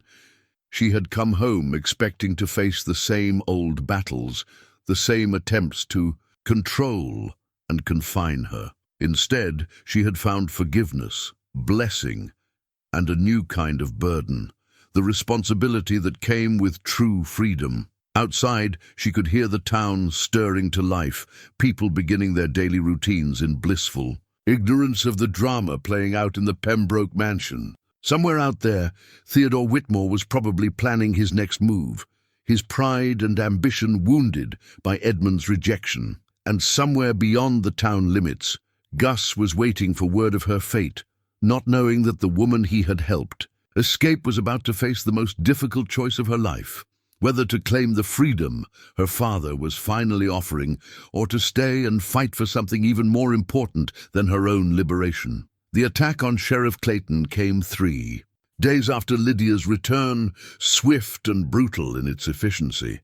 She was reading to her father in his bedroom when Martha burst through the door, her face pale with shock and fear. "Miss Lydia, you need to come quickly. They've brought Sheriff Clayton to Doc Henderson's office. He's been shot." Edmund struggled to sit up in bed, his face contorting with the effort. "Shot? By whom?" "Nobody knows for certain," Martha replied, wringing her hands in her apron. "Found him on the road outside town, his horse standing over him. Could have been bandits, could have been an accident during a dispute." But Lydia saw the fear in Martha's eyes and knew there was more to the story. "What aren't you telling us?" Martha glanced nervously toward the door, then lowered her voice. "Tommy Fletcher was the one who found him.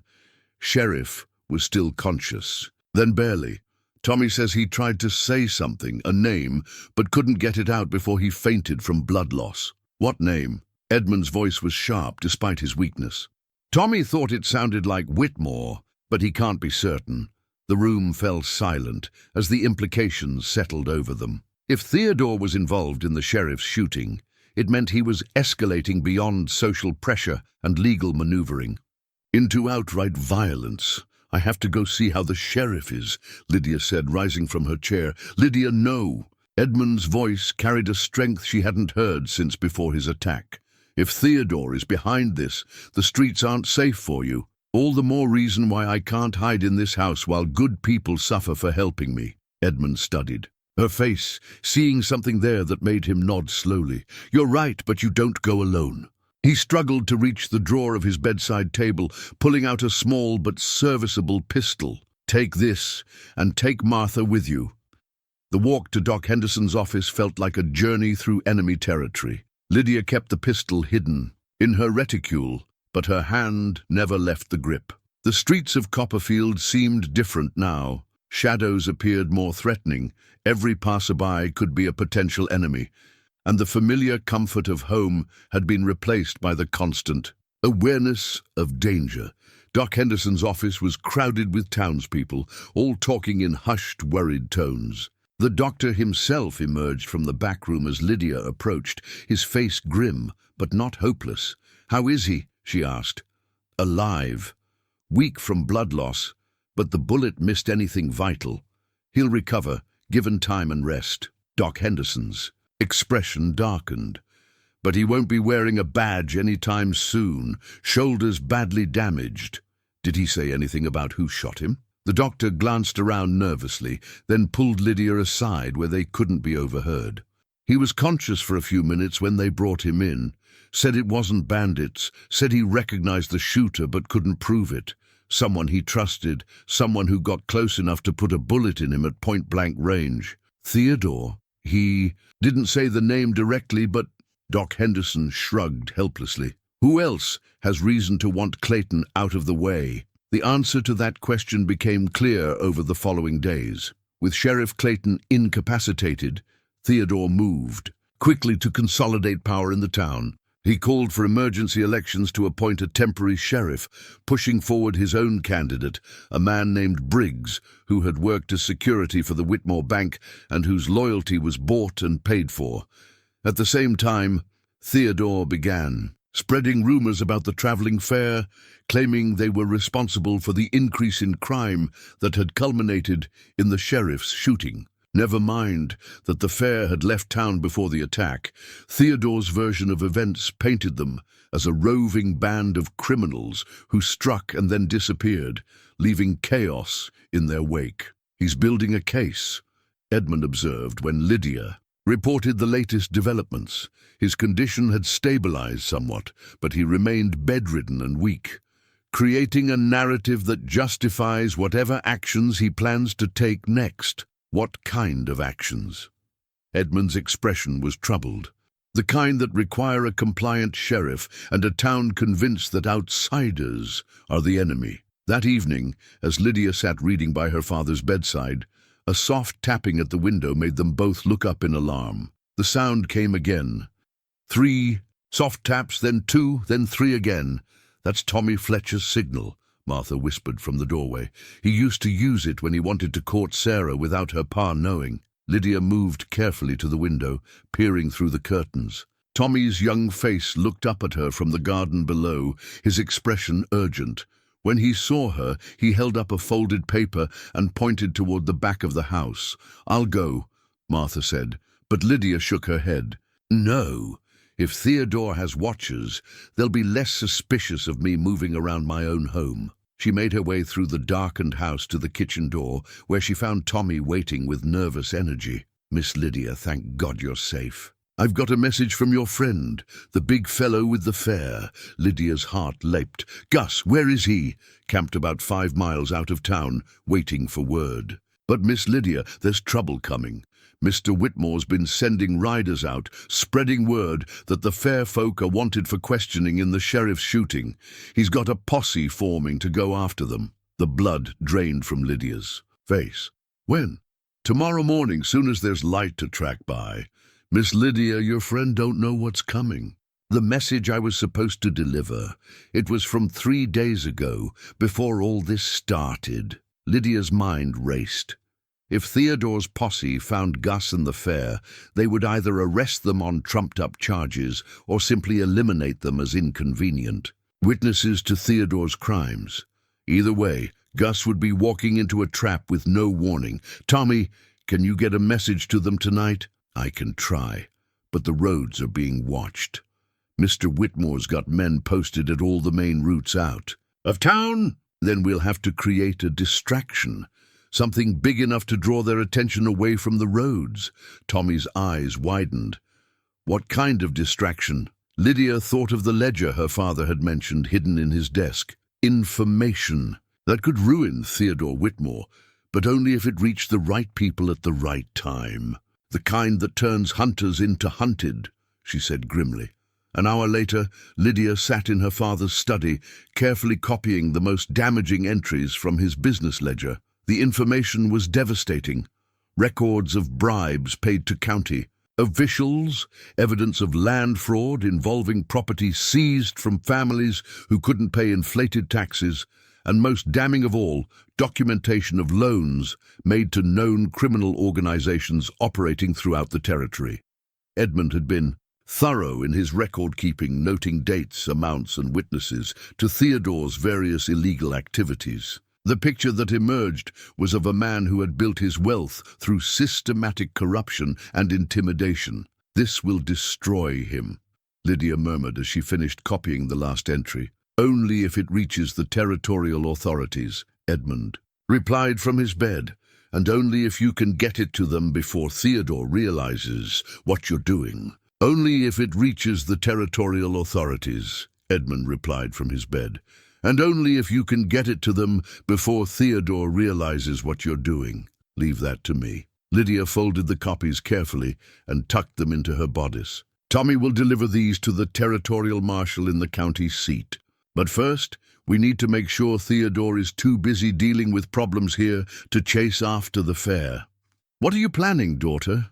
Lydia moved to the window, looking out at the town that had been both her home and her prison. "I'm planning to give Theodore Whitmore exactly what he's been asking for, a public confrontation with the Pembroke family. Only this time, I'll be the one controlling the narrative." The next morning, Lydia dressed with careful attention to every detail. She chose her mother's most elegant day dress, deep blue silk that brought out her eyes, and arranged her hair in the sophisticated style that had been her trademark during her socialite days. She pinned her mother's diamond brooch to her collar and slipped her mother's wedding ring onto her right hand. To anyone watching, she would appear to be the perfect picture of a reformed daughter, properly dressed and appropriately contrite. But hidden beneath the silk bodice was her father's pistol, and sewn into the lining of her cloak were additional copies of the incriminating ledger entries. Martha protested when Lydia announced her intention to attend the morning service at the Methodist Church, the first public appearance she'd made since returning to Copperfield. "Miss Lydia, it's too dangerous. Mr. Whitmore will be there, and half the town is talking about the sheriff's shooting. Tensions are running high." "Exactly why I need to be there," Lydia replied, securing her cloak around her shoulders. "Theodore has been controlling the story about what happened to Sheriff Clayton, about the fair, about me.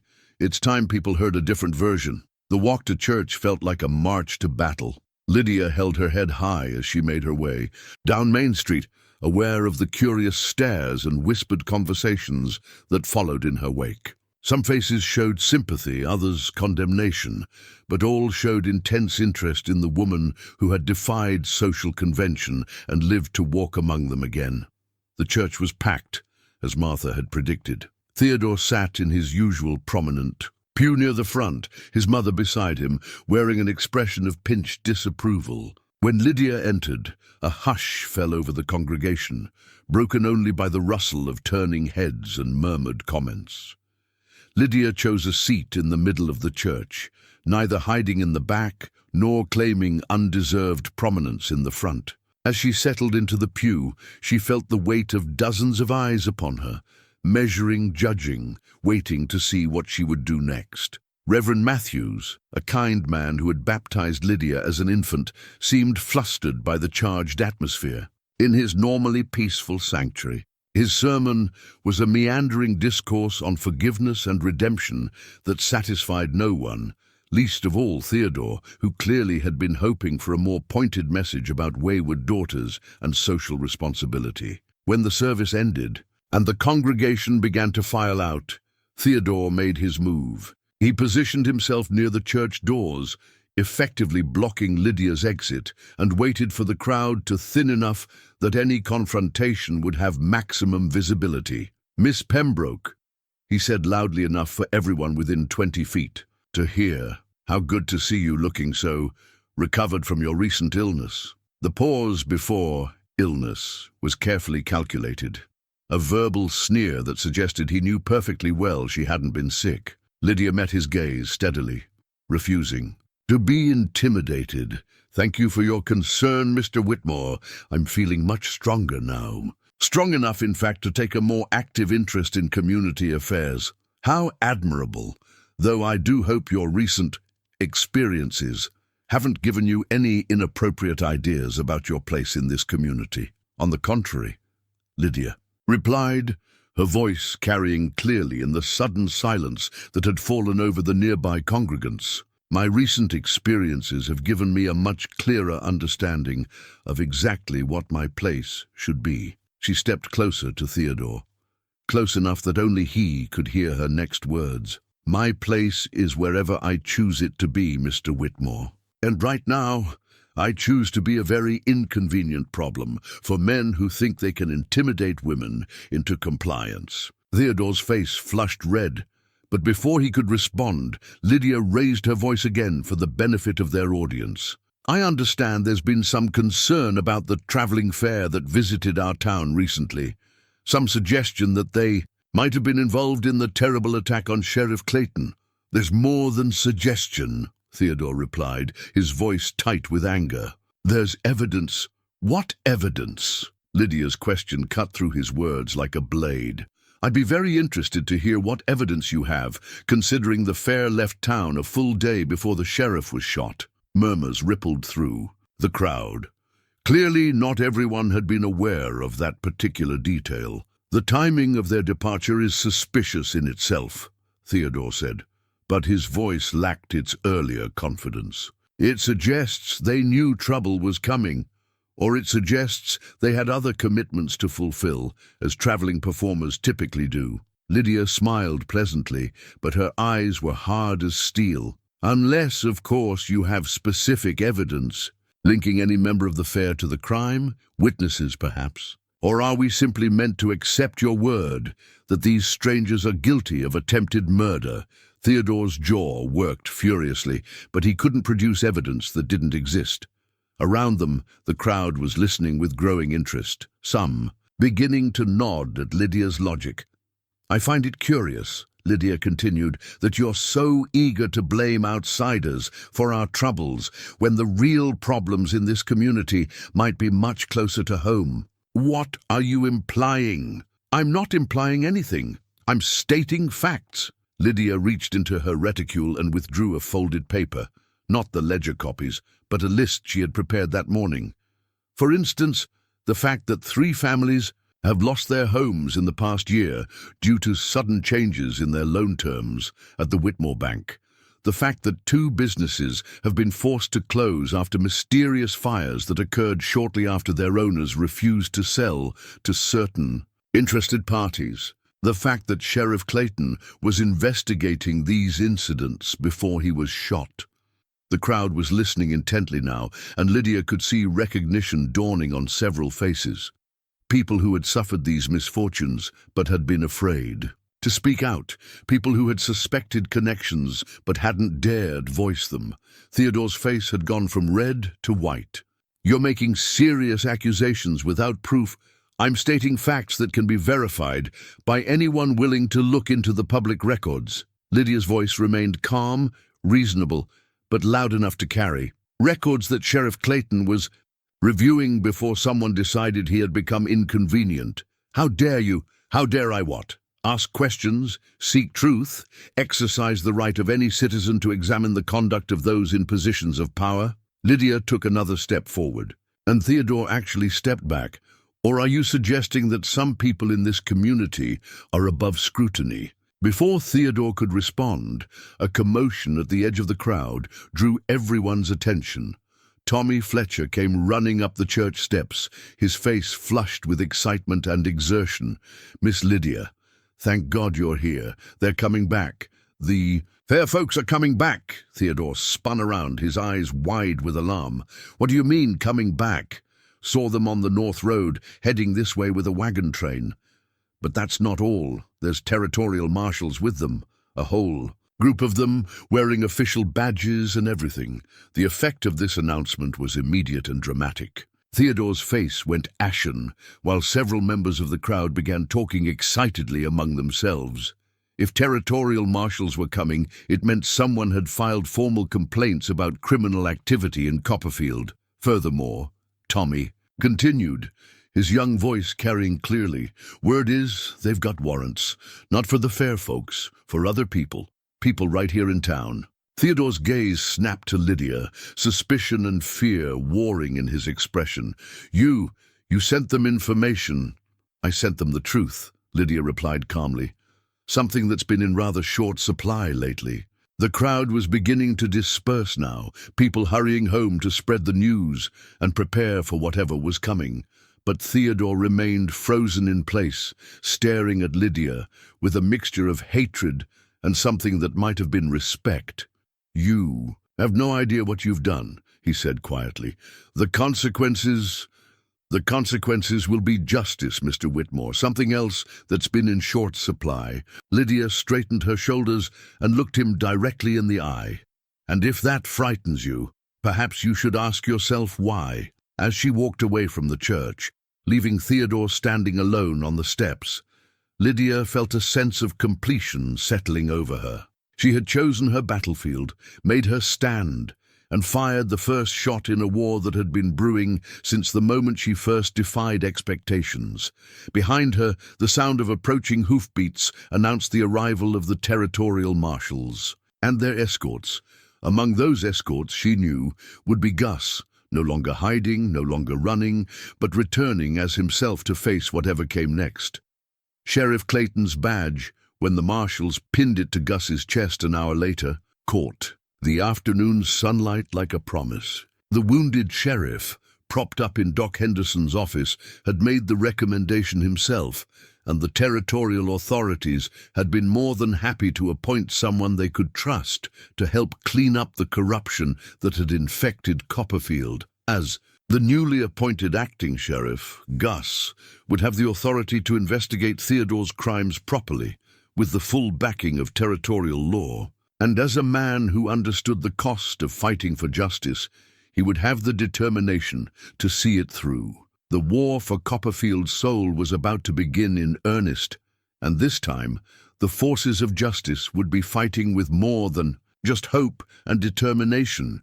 They would be fighting with the law on their side, and a community that was finally ready to demand better from those who claimed to lead them. The wanted poster appeared on the bulletin board outside the territorial marshal's office 3 days after Gus pinned on Sheriff Clayton's badge. Lydia discovered it while running errands in town, stopping dead in her tracks when she saw the familiar face staring back at her from the weathered paper. But the name beneath the photograph wasn't the one she knew. Wanted dead or alive U.S. Marshal Garrison McCall, $500 reward for the murder of Deputy Marshal William Chen and the theft of territorial government funds, presumed dead, but reports suggest he may still be alive.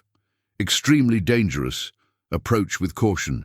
Lydia's hands trembled as she read the poster a second time, then a third, her mind struggling to process what she was seeing. The photograph was definitely Gus, younger, clean-shaven, wearing the formal uniform of a U.S. Marshal, but unmistakably him. The eyes that had looked at her with such gentleness were the same ones staring out from the wanted poster with official authority. Hard to believe, isn't it? Lydia spun around to find Theodore Whitmore standing behind her, his expression a mixture of satisfaction and cold amusement. His presence so close to the damning poster couldn't be coincidental. "You put this here," she said, her voice barely above a whisper. "I simply made some inquiries about our new acting sheriff's background. Amazing what you can discover when you have the right connections."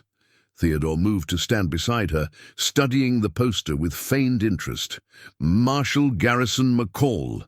Quite a distinguished career, actually, until he murdered his partner and disappeared with a strongbox full of territorial funds. "That's impossible. Gus would never—" "Gus?" Theodore's laugh was sharp and ugly. "Is that what he told you his name was? How quaint, though I suppose men on the run often adopt simpler identities." Lydia felt the world tilting sideways around her. Everything she thought she knew about Gus was being rewritten before her eyes. The gentle giant who had risked everything to help her escape, who had spoken of justice and kindness, was he really a fugitive?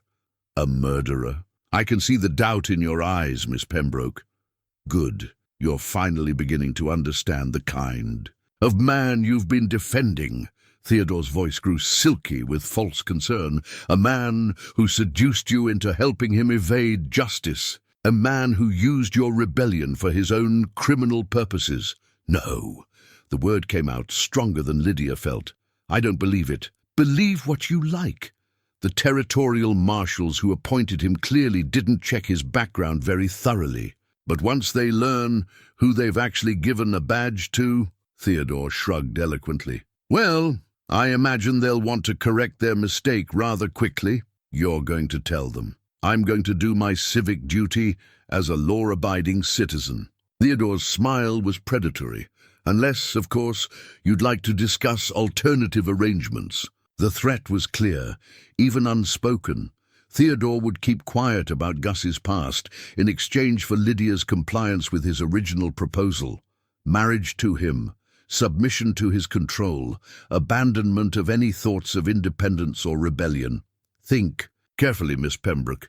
Your father is still weak, still dependent on the community's goodwill for his business interests. Your friend is now wearing a badge that makes him a very visible target. One word from me, and both men you claim to care about will face consequences you can't protect them from." Lydia stared at the poster, her mind racing. If Theodore was telling the truth about Gus's past, then everything she thought she knew about him was based on lies.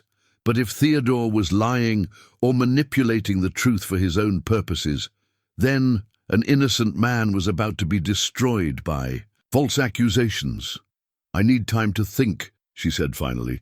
"Time is exactly what you don't have. The territorial marshals will be back in Copperfield tomorrow morning for their regular inspection. If I'm going to make my report about acting Sheriff McCall's true identity, it will have to be then." "How long?" "Until tomorrow evening. Give me your answer then, your hand in marriage, freely offered and publicly announced, or I reveal the truth about your lover's criminal past." After Theodore left, Lydia remained standing before the bulletin board, staring at the wanted poster until the details burned themselves into her memory. The face in the photograph was younger, but unmistakable. The charges were serious: murder, a theft, betrayal of the very law he had sworn to uphold. But something about the poster bothered her, some detail that didn't quite fit. She studied it more carefully, noting the date it was issued, nearly 3 years ago. The description mentioned that Marshal McCall was presumed dead, which suggested his body had never been found. More troubling still was the charge itself. In all their conversations, Gus had never spoken with the bitterness or cynicism she would expect from a man who had turned against the law. Instead, he had talked about justice with the passion of someone who truly believed in it, who had been hurt by its absence rather than corrupted by its power. Lydia made her decision. She tore the poster from the bulletin board, folded it carefully, and tucked it into her reticule. If she was going to learn the truth about Gus's past, she would hear it from him directly. She found him in the sheriff's office, bent over a stack of paperwork, with the intense concentration of a man trying to master an unfamiliar job quickly. When she entered, he looked up with a smile that transformed his entire face, the same gentle, honest expression she had grown to trust. How could a man fake such genuine warmth? How could eyes that held such kindness belong to a killer? Lydia, I wasn't expecting to see you today. He rose from the desk, moving around it to greet her properly. Is everything all right? You look troubled. I need to ask you something, and I need you to tell me the truth. Something in her tone made his expression grow serious. Of course. What is it? Lydia pulled the wanted poster from her reticule and placed it on the desk between them. Gus stared down at it for a long moment, his face going through a series of expressions: shock, pain, resignation, and finally something that might have been relief. Where did you get this? His voice was quiet, carefully controlled. Theodore Whitmore posted it on the bulletin board. He's threatened to turn you into the territorial marshals unless I agree to marry him. Gus closed his eyes, his massive hands clenching into fists at his sides. I see. Is it true? Are you really Marshal Garrison McCall? Yes. The simple admission hit her like a physical blow. And the charges? Did you kill your partner? Did you steal territorial funds? Gus was quiet for so long that Lydia began to fear the worst. When he finally spoke, his voice was heavy with old pain. The official story is that I killed Bill Chen during a dispute over the money we were transporting, then disappeared with the funds and left his body for the wolves. His dark eyes met hers, pleading for understanding. The truth is more complicated. Then, tell me the truth. Gus moved to the window, staring out at the street where people went about their daily business in blissful ignorance of the drama playing out in their sheriff's office. Bill and I were partners for 2 years. More than partners, he was like a brother to me. We were transporting evidence and witness funds for a major corruption case involving territorial officials, senators, railroad barons. The kind of case that could bring down a dozen powerful men if it went to trial. What happened? We were ambushed 3 days out from Denver. Professional killers, not random bandits. They knew exactly what we were carrying, exactly when and where to hit us. Gus's voice grew bitter. Someone with access to Marshal Service communications had sold us out. And your partner? Bill was shot in the first volley, dying but still conscious. With his last breath, he told me who had betrayed us. Our own captain, a man named Hendricks, who'd been taking money from the railroad interests to ensure certain cases never made it to trial. Lydia felt a chill run down her spine. What did you do? I tried to save Bill, but it was too late. The killers were closing in, and they wanted the evidence destroyed. So I made a choice. I took the strongbox and ran, hoping to get the evidence to honest authorities before it could be destroyed. But you never made it. I made it as far as a trading post about 50 miles from Denver, but Hendricks had been busy. By the time I got there, word had already spread that I had killed my partner and stolen the money. The bounty hunters were already on my trail. Lydia studied his face, seeing the pain of old wounds that had never properly healed. So you disappeared. I couldn't prove my innocence without the evidence, and I couldn't get to the evidence without being captured or killed. The traveling fair found me half dead from fever and gunshot wounds, hiding in a cave like a wild animal. They nursed me back to health and offered me a place to disappear. And the evidence? The money? Gus moved to a wooden chest in the corner of the office, pulling out a battered strongbox that had obviously seen hard use. Right here. Every dollar accounted for, every document preserved. I've been carrying it for 3 years, waiting for the right opportunity to get it to people who could act on it. Lydia stared at the strongbox, feeling pieces of a puzzle clicking into place. The territorial marshals who appointed you sheriff, do they know who you really are? They do now. I told them everything when they offered me the badge, showed them the evidence, explained what really happened. Gus's expression grew grim. They're using me as bait, Lydia. Hendricks is still out there, still covering up his crimes. When word gets out that Marshal Garrison McCall is alive and wearing a badge again, he'll have to move to silence me permanently. The implications crashed over Lydia like a wave. You're using yourself as a target. It's the only way to draw him out into the open. As long as he thinks I'm dead, he's safe. But if I resurface with evidence that can destroy him, Gus shrugged, he'll have to come for me personally. And what happens to you when he does? That depends on whether I can stay alive long enough to testify.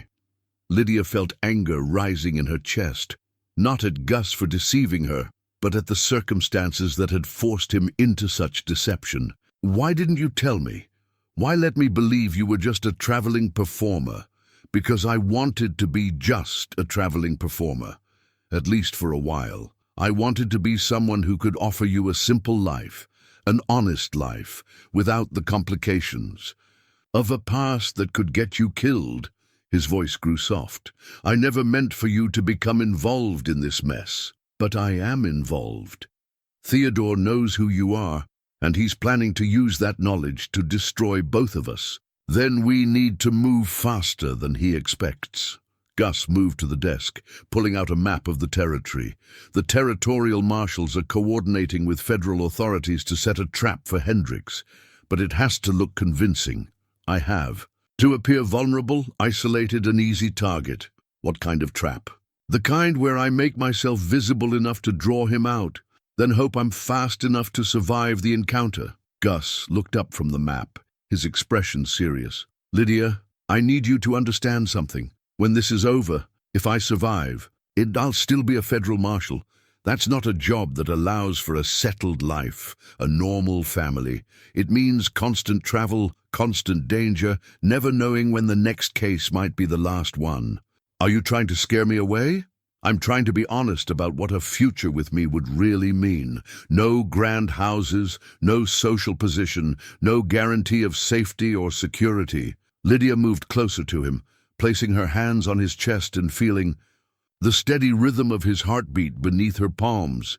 Gus, Garrison, whoever you are, do you think I escaped one prison just to lock myself in another? Do you think I fought for the right to choose my own life just so I could choose the safest possible option? I think you deserve better than a life spent looking over your shoulder. I think I deserve the right to decide what kind of life I want to live. And I think you deserve a partner who chooses to stand with you because she believes in what you're fighting for, not because it's safe or easy or socially acceptable. For a moment, Gus simply stared at her as if he couldn't quite believe what he was hearing. Then he pulled her into his arms, holding her close against his chest. Too big for you? He whispered into her hair. I'll try, she whispered back, and felt him smile against her temple.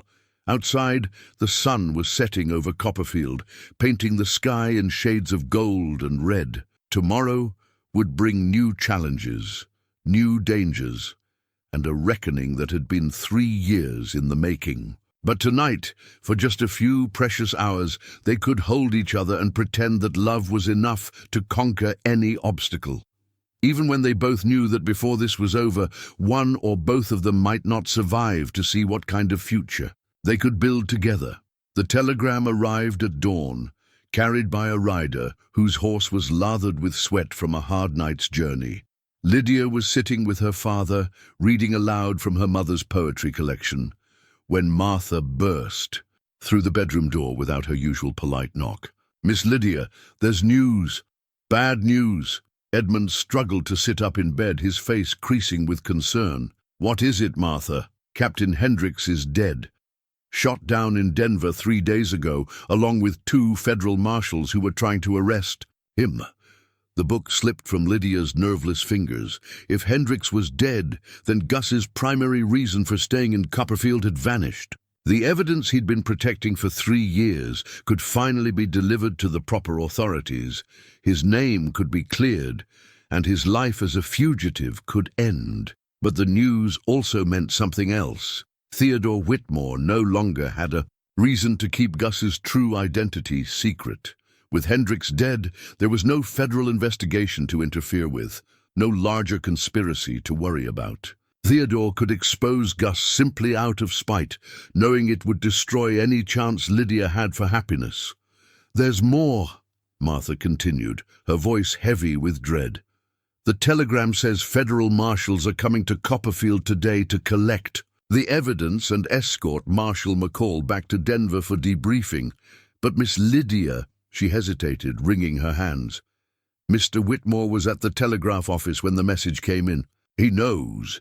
Edmund's face had gone pale during Martha's recitation. "How long do we have?" "The federal marshals should arrive by midday, but Mr. Whitmore left the telegraph office an hour ago, and nobody's seen him since." Lydia was already rising from her chair, her mind racing through possibilities and contingencies. "He's planning something, some way to strike at Gus before the marshals arrive. Or some way to strike at you," Edmund said quietly. "Theodore has always been vindictive when crossed. If he can't have you, he may decide to ensure no one else can either." The truth of her father's words sent a chill through Lydia's veins. She had defied Theodore publicly, humiliated him in front of the entire community, and now she was about to escape his reach entirely by leaving with Gus. A man like Theodore wouldn't simply accept defeat. He would want revenge. "I need to warn Gus," she said, moving toward the door. "Miss Lydia, wait." Martha caught her arm. "There's something else, something I didn't want to say in front of your father." Lydia felt her stomach clench with foreboding. "What?" Martha glanced nervously at Edmund, then lowered her voice. "Young Tommy Fletcher came by early this morning, scared out of his wits. Says he saw armed men riding toward the Whitmore place last night. Strangers, not anyone from town." "Hired guns," Edmund said grimly. Theodore's brought in professionals. The implications were staggering. If Theodore had hired gunmen, he wasn't planning a simple betrayal to the authorities. He was planning something permanent, something that would eliminate both Gus and Lydia as threats to his plans.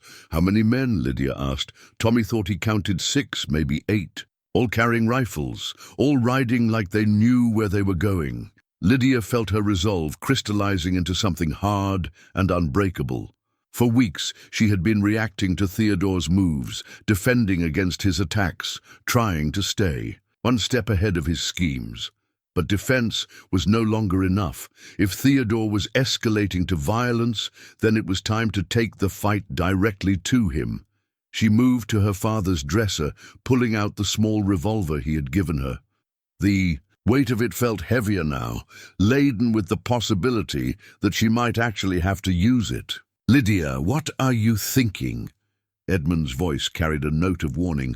"I'm thinking that I'm tired of being hunted, tired of having my life controlled by men who think they can take what they want through force and intimidation." She checked the revolver's chambers, ensuring it was fully loaded.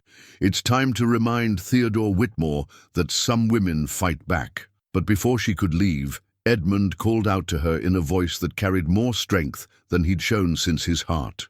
"Attack!" "Lydia, come here." She moved to his bedside, surprised by the intensity in his eyes. "In the drawer of my wardrobe," he said quietly, "behind the false back. There's something your mother left for you." Puzzled, Lydia opened the indicated drawer and felt along the back panel until she found the hidden catch. The false back swung open to reveal a small compartment containing a leather pouch and a folded letter. The letter bore her name in her mother's elegant handwriting, along with instructions: "To be opened when my daughter needs her heritage more than her inheritance." With trembling fingers, Lydia unfolded the letter and read, "My dearest Lydia, if you are reading this, it means you have reached the point where you must choose between safety and authenticity, between comfort and courage. I faced that same choice once, and I chose comfort. I chose to be Eleanor Pembroke, dutiful wife and society matron, rather than Eleanor Hartwell, who dreamed of adventure and justice and a life lived on her own terms. I do not regret the choice. It gave me you, and you are worth any sacrifice. But I want you to have something I never did. The means to choose differently. The pouch contains your great-grandmother's jewelry, pieces that have been passed down through the women of our family for generations. But more than that, it contains the deed to property in California that your great-grandmother left to her female descendants, land that no husband can claim, no father can control, no man can take from you. It is not a fortune, but it is freedom, the freedom to choose your own path, love your own loves, and live your own life without permission from anyone. Use it wisely, my brave daughter. And remember that sometimes the most courageous thing a woman can do is refuse to be afraid. All. My love, mother, the pouch contained not just jewelry but also official documents, a deed to 40 acres of farmland in California, ownership papers that clearly established Lydia's sole legal claim to the property, and a bank draft for enough money to start a new life anywhere she chose. She planned this, Lydia whispered, staring at the documents that represented true independence. Even while she was living the life father wanted for her, she was preparing for me to choose differently. Your mother was wiser than either of us realized, Edmund said softly. She understood that love sometimes means giving someone the tools to leave you. Lydia carefully folded the documents and secured them in the bodice of her dress, along with the jewelry. The weight of her mother's legacy gave her a new sense of purpose, a deeper understanding of what she was fighting for. Father, I need you to do something for me, anything. If something happens to me today, if Theodore's plans succeed, I want you to send word to the territorial marshals about what really happened. Don't let him win by rewriting the story after the fact. Edmund's face was grave as he nodded. And if you survive this fight, then I'll live the life Mother wanted for me. The life I want for myself. Lydia leaned down to kiss his forehead. I love you, Father. Thank you for finally understanding. The ride to the sheriff's office felt like a journey through a town, holding its breath. The streets were unusually quiet, with fewer people out and about than normal for a weekday morning. Those she did encounter watched her pass with expressions of concern and curiosity, as if they sensed that something momentous was about to happen. She found Gus in the office, carefully packing the evidence that had consumed 3 years of his life into a secure case for transport to Denver. When he looked up and saw her face, his expression immediately grew concerned. What's wrong?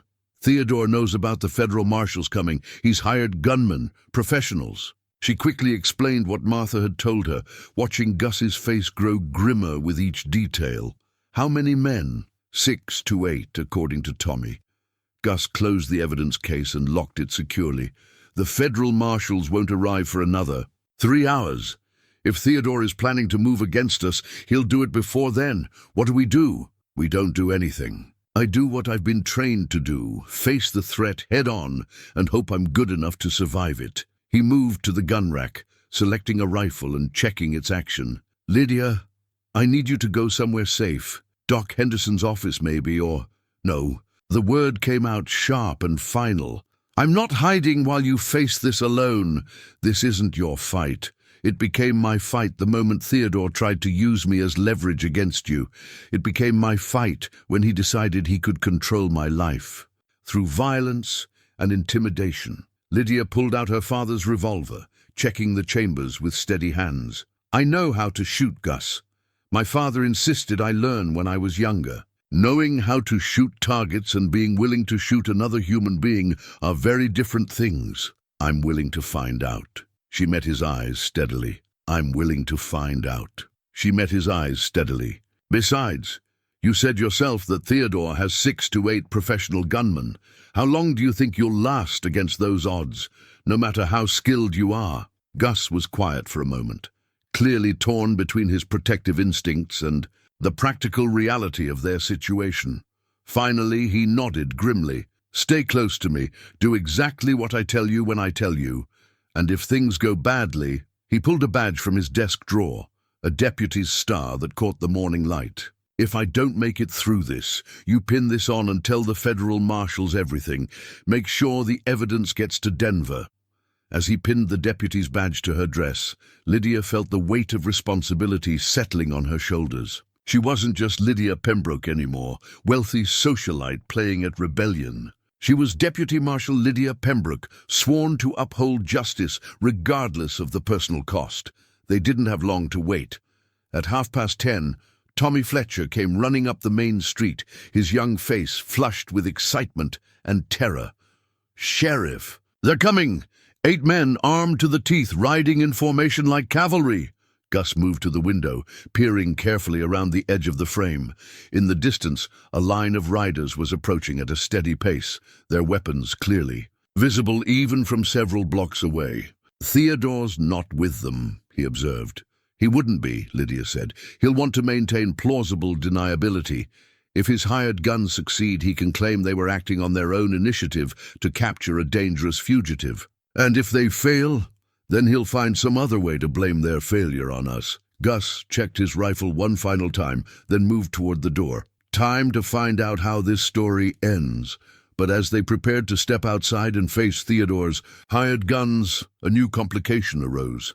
Doc Henderson came hurrying up the street from the opposite direction, his medical bag in hand and his face creased with urgent concern. "Sheriff, thank God you're here. There's been an accident at the Pembroke mansion. Mr. Edmund has taken a turn for the worse. He's asking for his daughter." Lydia felt her blood turn to ice. What kind of turn? Another heart episode. Much worse than the first. "I don't think—" Doc Henderson glanced nervously at the approaching riders, then back to Lydia. "I don't think he has long. If you want to say goodbye." The timing was too convenient, too perfectly calculated to be coincidence. Either Edmund had genuinely taken a turn for the worse, triggered perhaps by the stress of knowing his daughter was about to face deadly danger, or this was another of Theodore's schemes, designed to separate Lydia from Gus at the crucial moment. "It's a trap," Gus said quietly.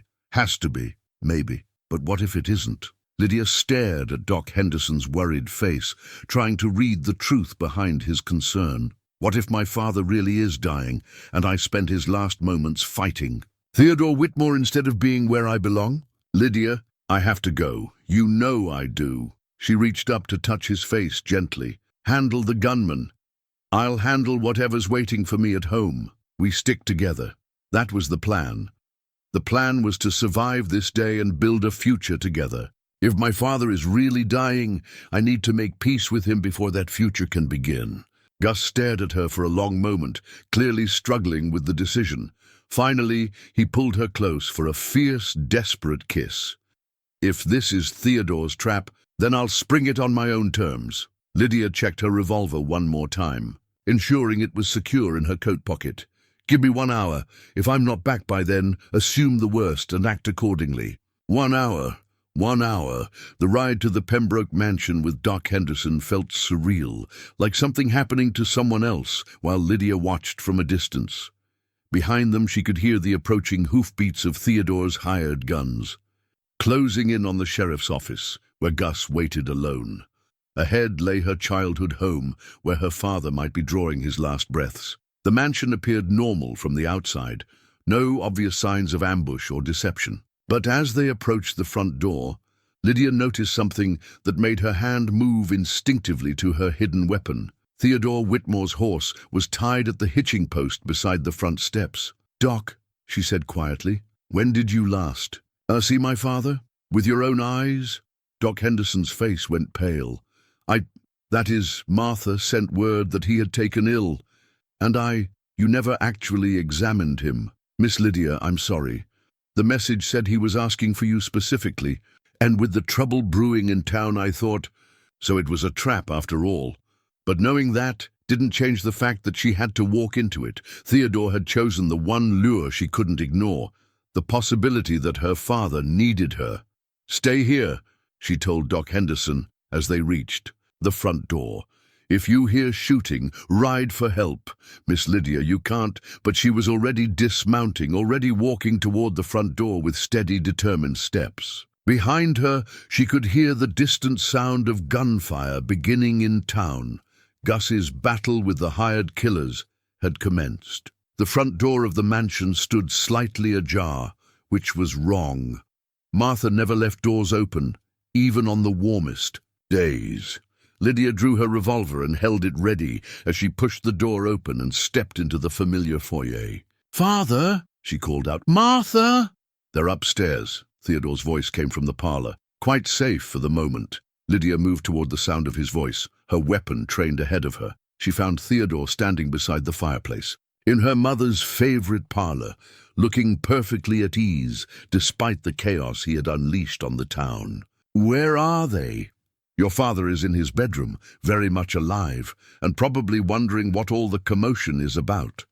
Martha is with him, ensuring he stays put until our business is concluded." Theodore's smile was cold and satisfied. "Did you really think I would rely on something as unreliable as your father's health to bring you home? What do you want, Theodore?" "The same thing I've always wanted. You, as my wife, willingly given in exchange for the safety of those you care about. And if I refuse, then your lover dies, fighting impossible odds. Your father suffers a tragic accident, and Martha meets an unfortunate end while trying to protect him."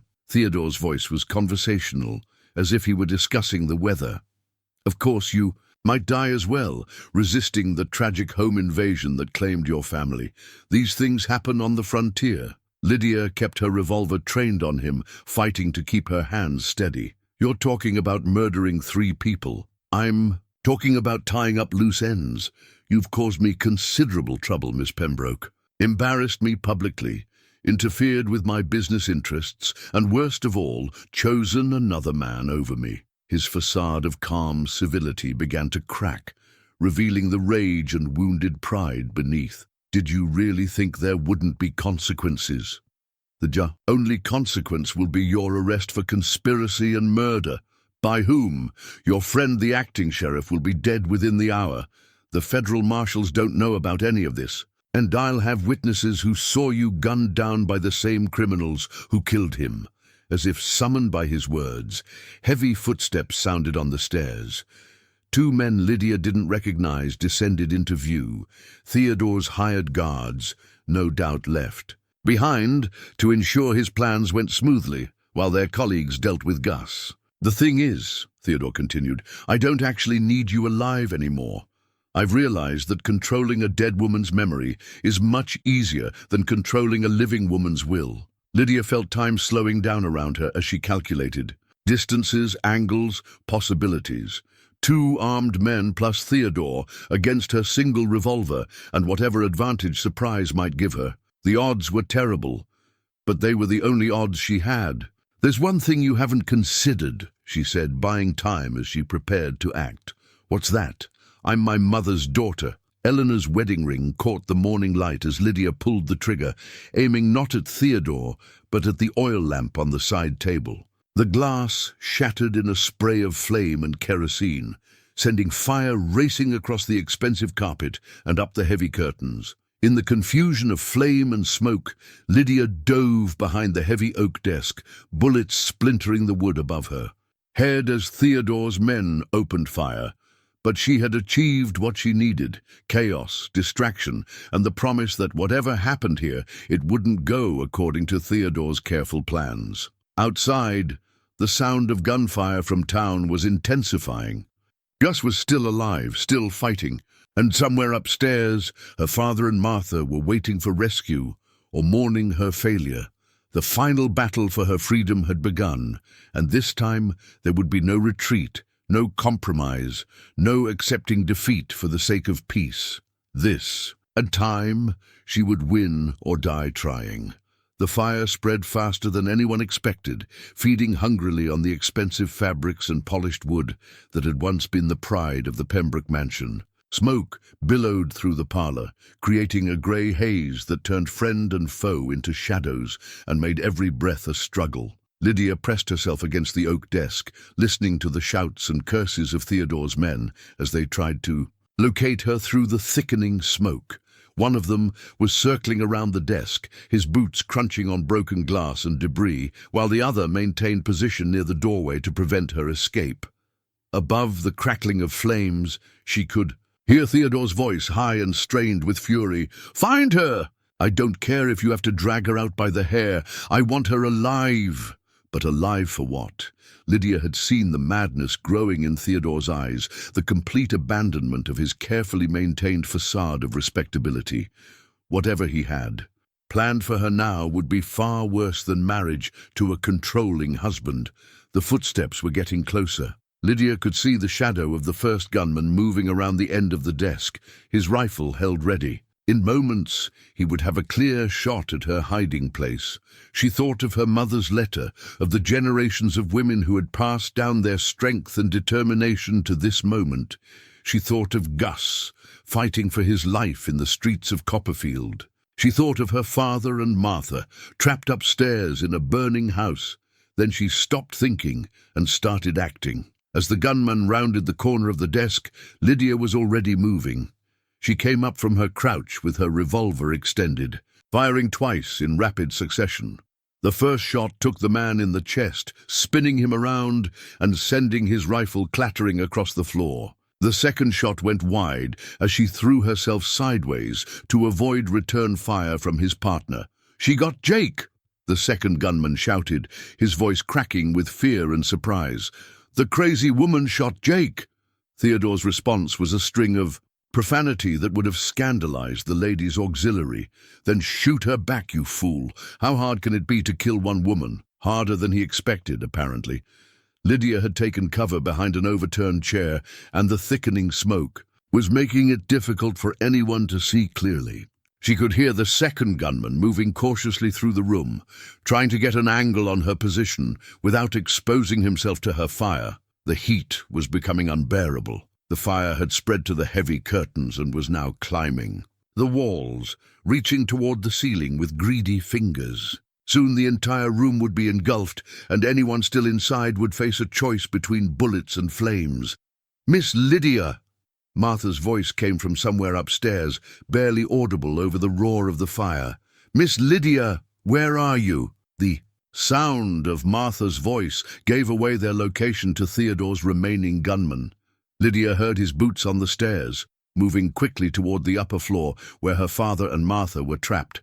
She couldn't let him reach them. Whatever happened to her, she couldn't let Theodore harm the two people who had loved and protected her throughout her life. Lydia broke from cover, running toward the stairs through a gauntlet of smoke and flame. Theodore shouted something behind her, but his words were lost in the crackling roar of the fire. She could feel the heat singeing her hair and clothes as she took the steps two at a time, her revolver held ready. The gunman was at the top of the stairs, kicking at the door to her father's bedroom. The heavy oak door held, but Lydia could see cracks appearing in the wood under his assault. "Hey!" she called out. The gunman spun toward her, bringing his rifle up, but Lydia was already firing. Her shot caught him in the shoulder, spinning him around and sending him crashing into the wall. His rifle went off wildly, the bullet punching a hole in the ceiling and sending down a shower of plaster. Before he could recover, Lydia was on him. She brought the butt of her revolver down on his temple with all the force she could muster, and he collapsed in a heap at the top of the stairs. "Martha, father," Lydia called through the door. "Are you all right?" "Lydia." Edmund's voice was weak but urgent. "Get out of the house. The whole place is going up." "Not without you." She tried the door handle and found it locked from the inside. Smart. Martha had barricaded them in when she heard the commotion downstairs, but now the fire was spreading to the second floor, and being locked in a room was rapidly becoming a death trap. "Martha, unlock the door." "Can't. There's a man with a gun down there. The men are dealt with. We need to get out now." She heard the scrape of furniture being moved, then the click of the lock disengaging. The door opened to reveal Martha supporting Edmund, who was pale but determined to stay on his feet. "Where's Theodore?" Edmund asked. "Still downstairs, I think. But the fire's spreading fast. We need to—" A gunshot from below cut off her words, the bullet splintering the doorframe inches from her head. Theodore appeared at the bottom of the stairs, his face blackened with smoke and twisted with rage, a smoking pistol in his hand. "Nobody leaves!" he screamed, his voice raw from inhaling smoke. "If I can't have you, nobody can!" He fired again, and Lydia pushed her father and Martha back into the bedroom, slamming the door just as the bullet punched through the wood where Edmund's head had been. They were trapped. The fire was spreading along the second-floor hallway, cutting off escape via the main staircase. The only other way down was through her bedroom window, a drop of nearly 20 feet onto the hard ground below. "The window," Lydia said, moving to the tall casement that overlooked the side yard. "It's our only chance." "Miss Lydia, your father can't survive a fall like that," Martha protested. "He can't survive staying here either." Edmund moved to her side, looking down at the ground below. "Lydia, get Martha out first, then go yourself. I'm not leaving you. You're not leaving me. You're giving me the chance to do something worthwhile with whatever time I have left." His voice was growing stronger, as if the immediate danger had awakened reserves of strength he'd thought were gone. "I can hold Theodore off long enough for you two to get clear." "Father?" "No, Lydia." He gripped her shoulders with surprising force. "I failed your mother by not giving her the chance to be who she really was. I won't fail you the same way. Your life is worth more than my remaining years." Before she could protest further, another gunshot rang out downstairs, followed by the sound of splintering wood. Theodore was shooting at something or someone. Then she heard it, the sound of multiple voices, shouting orders and coordinating movement. The federal marshals had arrived early, drawn by the smoke and gunfire, but they were walking into a burning building controlled by a madman with nothing left to lose. "Go!" Edmund pushed her toward the window. "Get to safety and make sure those marshals know what they're dealing with." Martha was already at the window, preparing to lower herself down. At 65, she was remarkably spry, and she made the descent look almost easy. She landed hard but rolled to absorb the impact, then immediately looked up at the window. "Come on, Miss Lydia." Lydia looked back at her father, seeing in his face the man who had raised her, protected her, and finally learned to trust her to make her own choices. "I love you, Father. I love you too. Now go be the woman your mother dreamed you could be." She climbed through the window and lowered herself as far as she could before letting go. The impact drove the breath from her lungs and sent pain shooting through her ankle, but nothing seemed to be broken. Above them, the fire was now visible through the bedroom window, orange light dancing against the walls. Edmund appeared at the opening, but instead of climbing out, he pulled back and disappeared into the smoke. "Mr. Edmund," Martha called. "Mr. Edmund, come back." But there was no response except the growing roar of the flames and the sound of more. Gunshots from inside the house. Lydia limped toward the front of the mansion, Martha supporting her on one side. They could see federal marshals taking positions around the building, their badges gleaming in the morning sun. One of them, a tall man with a grey beard and the bearing of someone accustomed to command, was directing the others. "Marshal," Lydia called out, "there are two men inside. One is my father. The other is armed and dangerous." The marshal turned toward her, his face grim with professional concern. "Ma'am, you need to stay back. This building is—" His words were cut off by an explosion from inside the house. One of the ground floor windows blew out in a shower of glass and flame, and suddenly the entire first floor was engulfed. In the chaos and smoke, no one noticed the figure that slipped out through a side door and began moving carefully along the edge of the property. Theodore had escaped the burning mansion, but his plans were in ruins, and his hired killers were dead or captured. He had one bullet left in his pistol, and one target that would make all his losses worthwhile. As Lydia stood watching her childhood home burn, praying that her father would somehow find a way to escape the inferno, Theodore Whitmore raised his weapon and took careful aim at her unprotected back. The gunshot that should have ended Lydia's life instead sent Theodore Whitmore sprawling in the dirt, his pistol flying from nerveless fingers as blood spread across his shoulder. Gus emerged from behind the carriage house, smoke-blackened and bleeding from a gash on his forehead, but very much alive. His rifle was still smoking from the shot that had saved Lydia's life. "Should have made sure I was dead before you left town," he said to Theodore, who was writhing on the ground and clutching his wounded shoulder. The federal marshals moved quickly to secure Theodore while Gus limped toward Lydia, his face creased with worry and relief in equal measure. "Are you hurt?" His hands moved over her gently, checking for injuries. "My ankle," But it's not serious.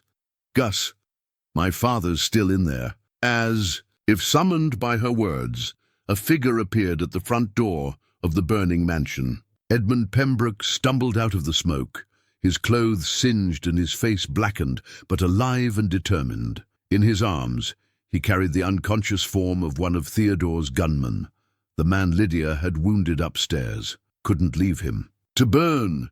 Edmund gasped as the marshals rushed to help him. "Whatever he's done, burning alive's not a fit death for any man." Federal Marshal James Patterson, the grey-bearded man who had been directing the operation, helped Edmund to safety before turning his attention to the situation at hand. "Marshal McCall, I presume," he said to Gus. "We got word that you'd been found, but I have to say you don't look much like your wanted poster. 3 years and a lot of hard living will change a man's appearance," Gus replied. "Did Captain Hendricks?" "Dead. Shot down resisting arrest 3 days ago. But before he died, he made a full confession, trying to save his own skin." "You're cleared of all charges, Marshal. Your name is restored, and the territorial governor wants to offer you a commendation for your service." Lydia felt a wave of relief so intense it nearly knocked her off her feet. Gus was truly free now.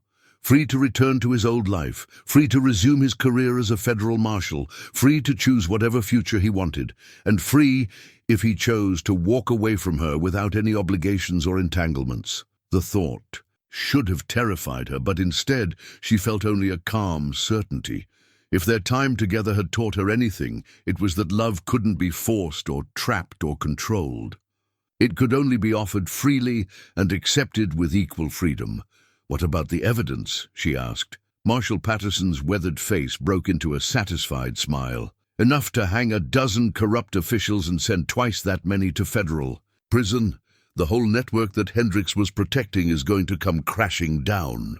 As the federal marshals dealt with Theodore and his surviving gunmen, and the town's volunteer fire brigade worked to contain the blaze that had consumed the Pembroke mansion, Lydia found herself standing with Gus in the garden where she had first dreamed of escape.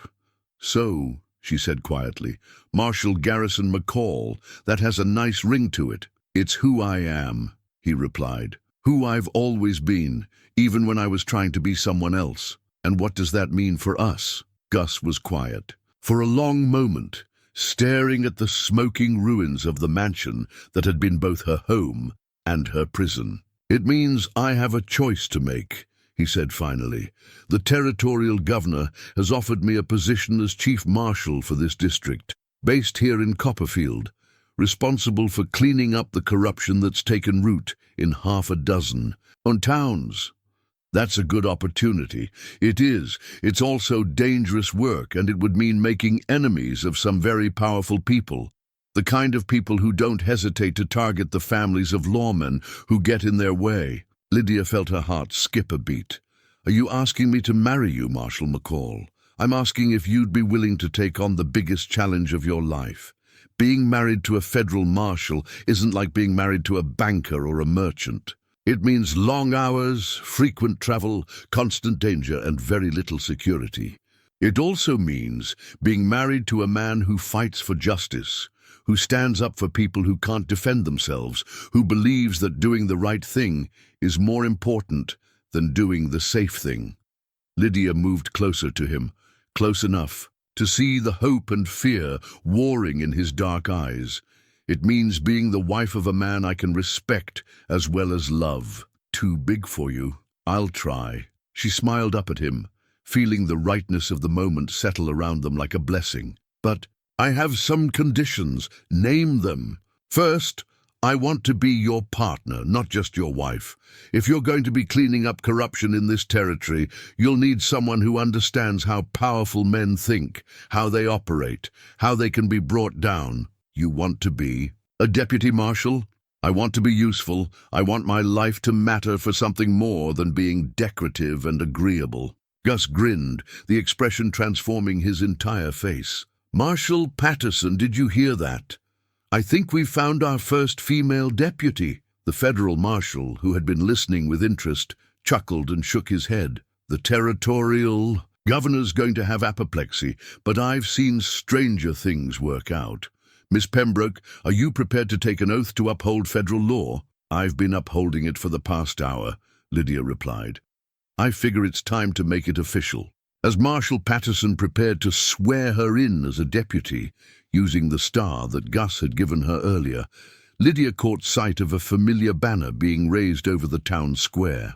The travelling fair had returned to Copperfield, but this time they were setting up not as temporary visitors, but as permanent residents. They're staying, she asked. Figured the town could use some honest entertainment after all the excitement, Gus said. Besides, some of those folks have skills that could be useful to a marshal's office.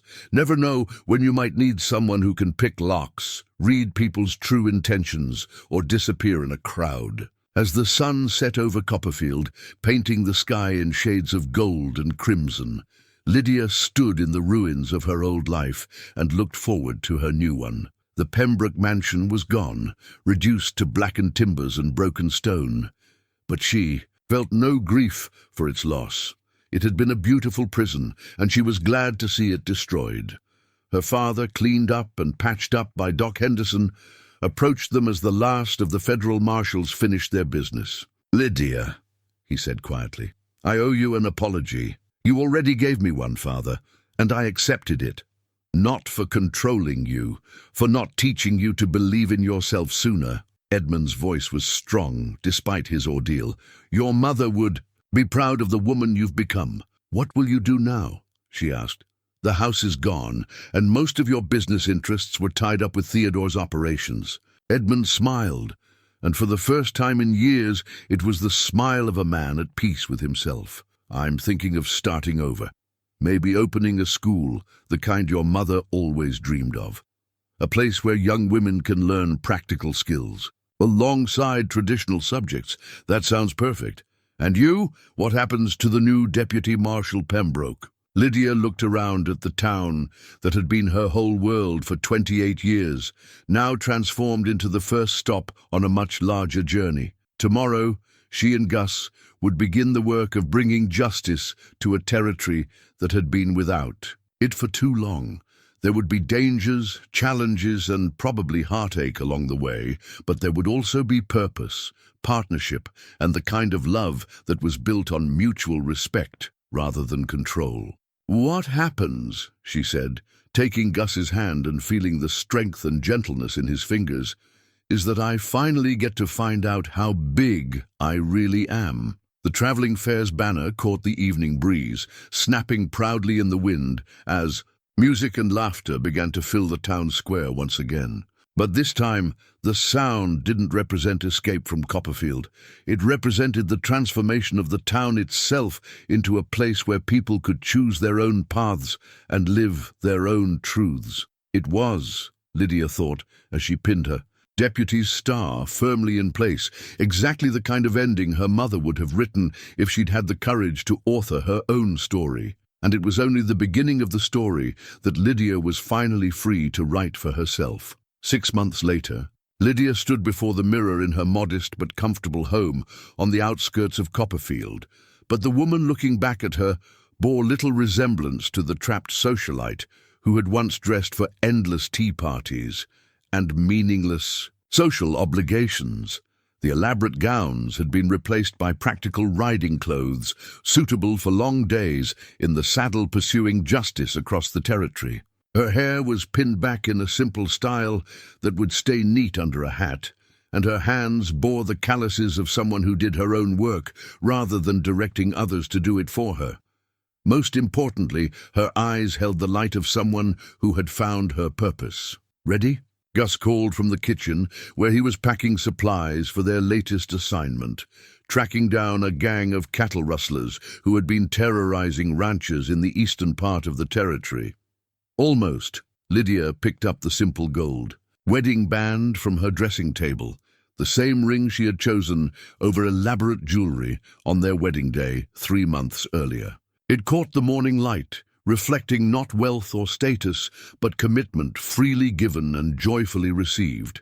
Their wedding had been the social event of the season, not because of its grandeur, but because of its complete departure from convention. Instead of a formal church ceremony presided over by nervous ministers, They had been married by Judge Morrison in the town square, with the entire community invited to celebrate. Lydia had worn her mother's simple blue dress rather than an expensive gown, and Gus had pinned wildflowers in her hair instead of costly jewels. The traveling fair had provided the music.